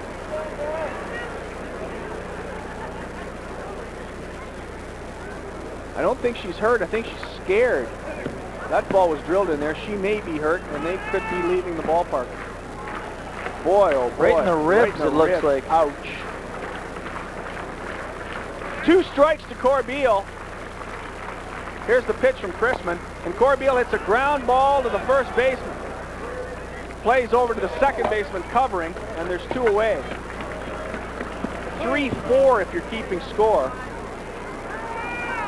Ground out by Corbeil, and that brings up Kevin Burns now with runners at second and third. Speaking of recuperating, just wanted to say a quick hello to my sister Tracy over at the Health Sciences Center there. Had surgery today. She's doing well. Might be tuning in the guest lounge today. Thoughts are with her. As Kevin Burns steps in to face Crispin with 2 out now and runners in second and third. Here's the pitch, and it's outside for ball 1. Crispin still gets it up there right around 90 miles an hour. Hard fastball. Good off-speed pitch as well. Mixes in a slider. Burns digs in. Here's the pitch, and it's in there for a strike. 1-1 to Kevin Burns. That was a nasty pitch. 88 miles an hour from Tim Crispin. Yeah, it's surprising that he's still not at AAA. He's got lots of smoke in that arm. Burns digs in. There's the pitch. It's high. Wiseman tries to frame it, but it was about high, and it's ball 2, 2-1. I believe it was a teammate in San Antonio when Bobby Madrich and George Sherrill were both there a couple years back when they won the Texas League Championship. And Bobby Madrich is the MVP of the final. Indeed. Here's the pitch from Crispin, and Kevin Burns grounds it foul. Strike 2. Have you heard how his rehab's coming along at all? Yeah, I've talked to Bobby a couple of times. He is on the road trip right now, Seattle's road trip to Detroit and Chicago. And after this series right now with Cleveland, they finish their Cleveland series and they go on the road to Detroit and Chicago. He's on that road trip. He is going to play catch with Brian Price. He is probably not going to pitch till September 1st at the earliest and may not pitch again this year. And the Seattle Mariners would probably prefer that he didn't pitch at all. They're not going anywhere. Right. They don't need him to pitch. They will only have him pitch if it's part of his rehab. Here's the pitch from Crispin, and Burns fouls that one off one of the Sky Suites and back into the crowd. We both know what kind of a competitor Bobby is. He probably is itching to get back on the mound, but the best thing for him is probably to stay off. He had torn shoulder ligaments. The last MRI showed that they had healed completely. But do you bring him back now in a lost season, or do you wait till next year? I would think you would wait till next year. Here's Crispin's pitch. It's outside, and that's ball 3, 3-2. Jeb Wiseman thought that Burns had offered at it, but the first base umpire, Derek Dubell, said no. That's still one of the silliest rules in this league. Why would they not go to the umpire at second base, who sees it clearly, as opposed to the umpire at first base, who can't see through the left-handed hitter? That's a silly rule. Here's the pitch from Crispin, and Burns drills it into left right field for a base hit. That'll score 2 runs. Santana comes home. He's safe. And Kevin Burns will go on to second base on the overthrow, and the Winnipeg Goldeyes have broken it open.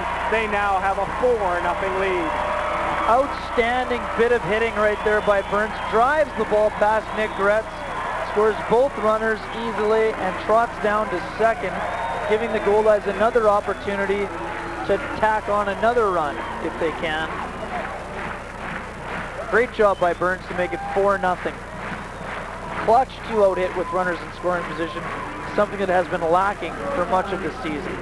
The error is charged to the catcher, Jeb Wiseman, for not handling that throw from the right fielder, Jeremy Frost. But Kevin Burns with the 2-run single to break it open. The Goldeyes now lead at 4-0. Here's Chrisman's pitch to Jorge Moreno for a strike. Kevin Burns is on second base. Moreno, the right-handed hitter, digs in. For Moreno tonight, he has flown out to right field, walked and hit into a double play. Here's the pitch from Chrisman, and Moreno hits a pop fly foul. It should be out of play. It is.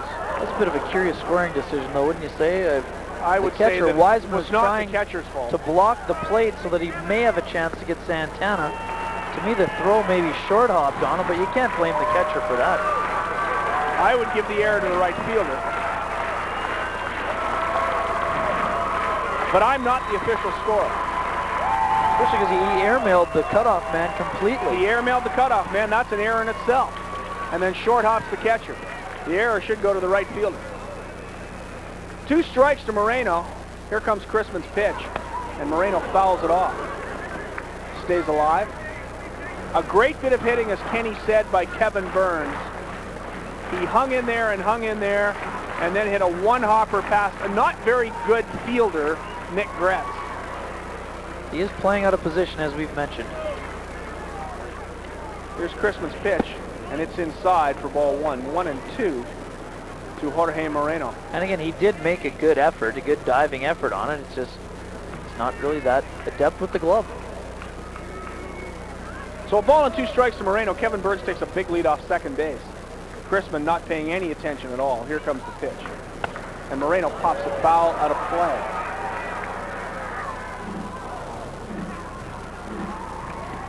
Jorge Moreno came into the ballgame hitting .318. He is 0 for 3, 0 for 2 rather tonight with a walk.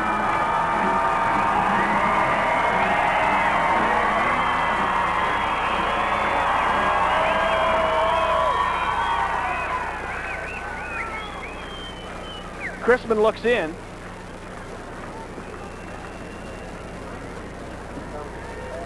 Here's the pitch. Moreno hits a ground ball foul at third base. Nice throw by Josh Rennick. Great job by Rennick. Both Canadian Football League games have started. They're in the second quarter in Regina. Saskatchewan leads Ottawa 9-2. And out in British Columbia, this I thought was the upset of the week. The Calgary Stampeders lead the BC Lions 7-0. The BC Lions are probably the worst 4-0 team in CFL history, and they're facing a Calgary Stampeders team that played great against Saskatchewan and seems to have found its legs. Calgary leads that one 7-0 in the first quarter. Here's Chrisman's pitch. It's high to Moreno, ball 2, 2-2. Apparently all Henry Burris needed to see were those Burris Sucks t-shirts in order to get himself on track against his former Got to team. give those Saskatchewan fans credit, though. 10,000 of them go to Calgary. Here's Chrisman's pitch to Moreno. Swing and a miss, and mishandled by Wiseman. Moreno is going to end up being safe at first base. A strikeout for Chrisman. He gets credit for the strikeout. Now you can give that error to the catcher. That was not a wild pitch. Hit him right in the glove. That was not a wild pitch. That's a pass ball. That hit Wiseman right in the glove, a pass ball, a strikeout.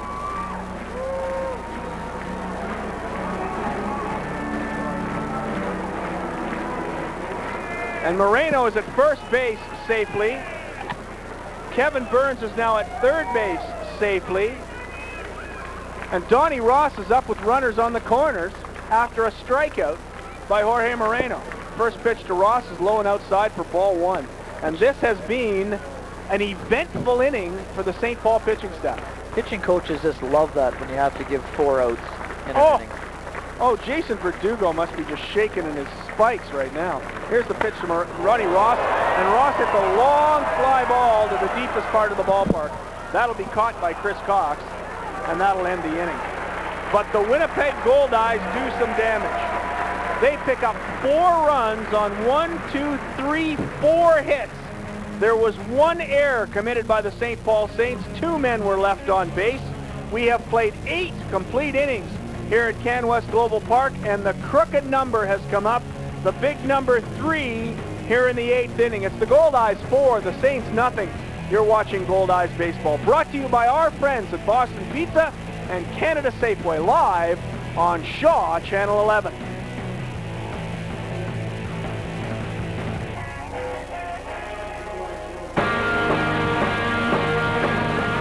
Tonight, the Goldeyes play host to the St. Paul Saints, live from Canwest Global Park. Tonight's game is brought to you by Canada Safeway, Ingredients for Life, and Boston Pizza.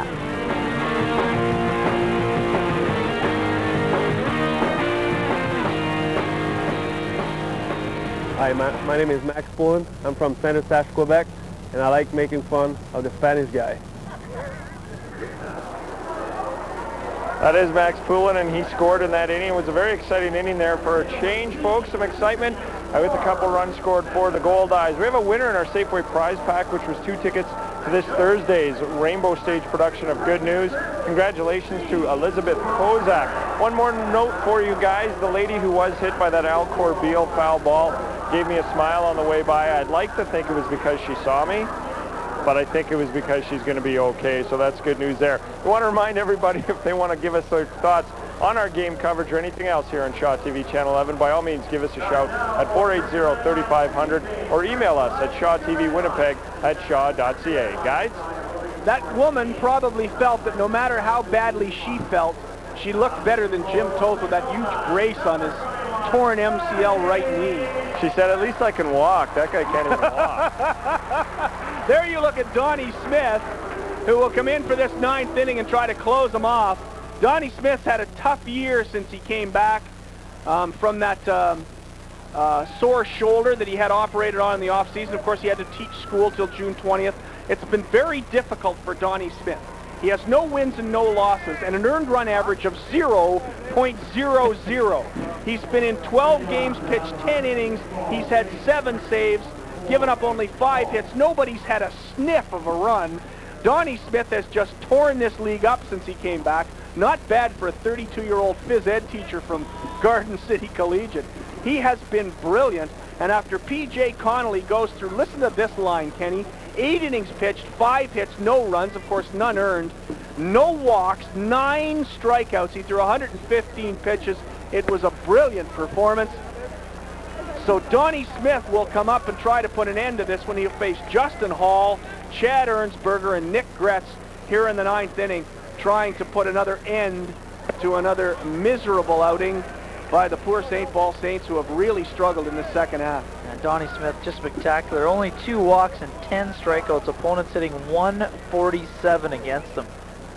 Here's the pitch by Smith, and it's strike one rather. 2-1 the count to Justin Hall. Justin Hall has flied out to center, hit into a double play, and struck out tonight.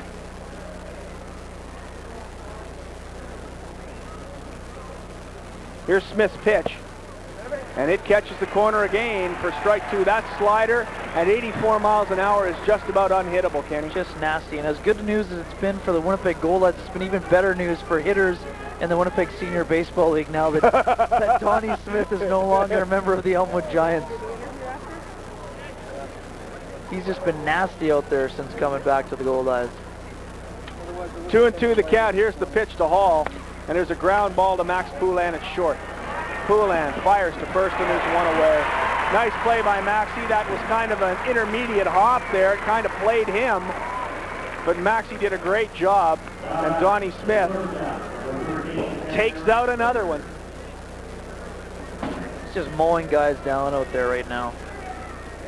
I thought 3 or 4 years ago that he would get an opportunity to go to a team in organized baseball because he had the nastiest slider I've ever seen.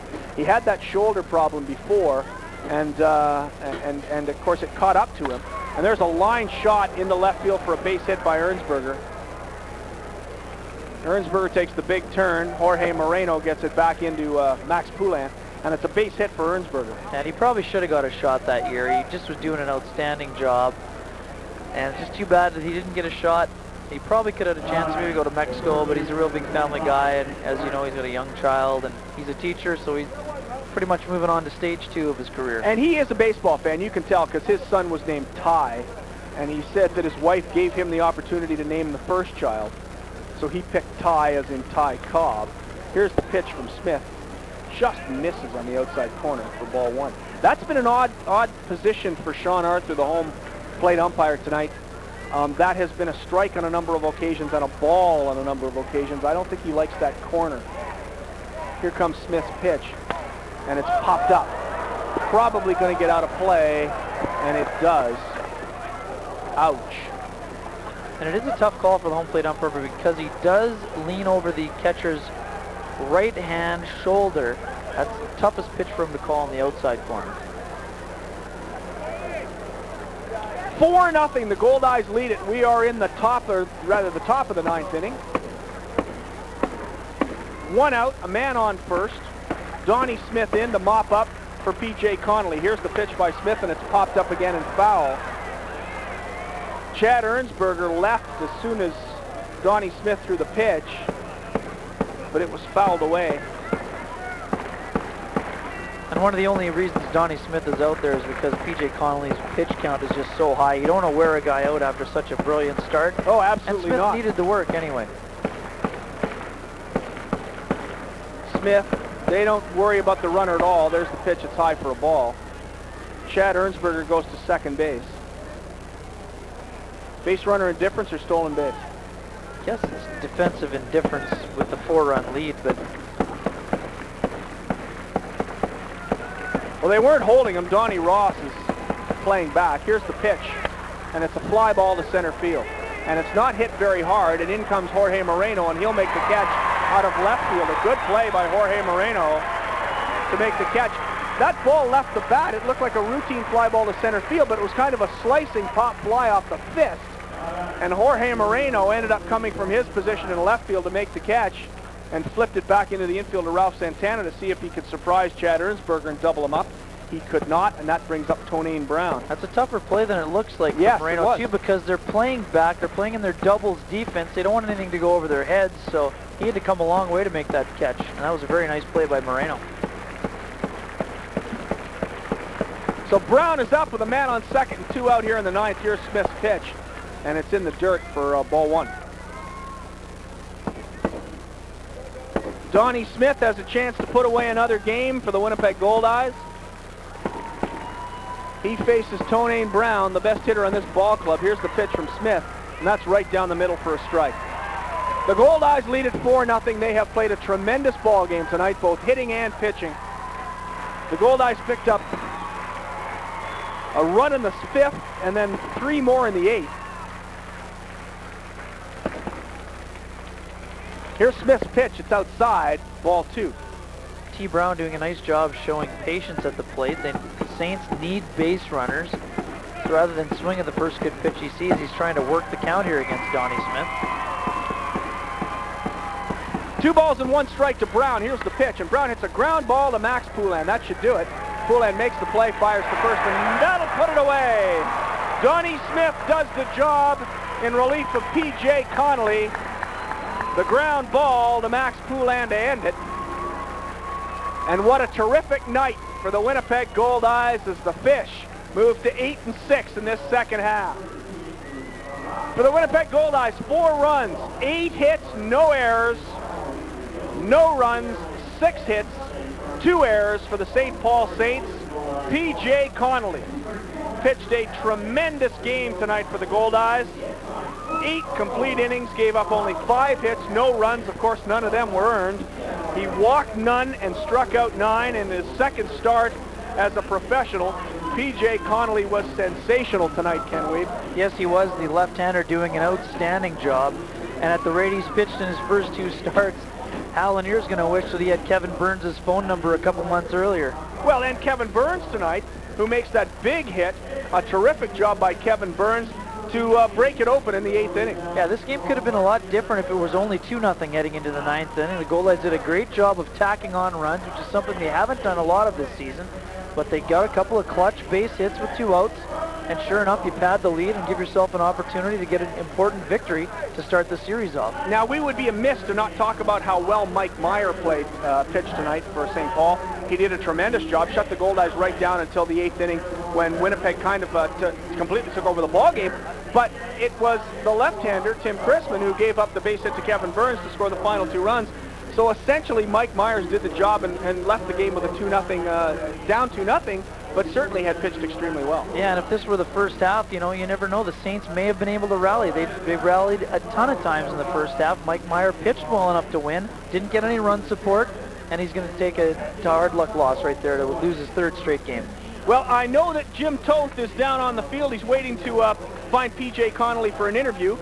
We will go down to Jim as soon as P.J. is ready. And Jimmy, you all set? Yes, we're all ready to go here, guys.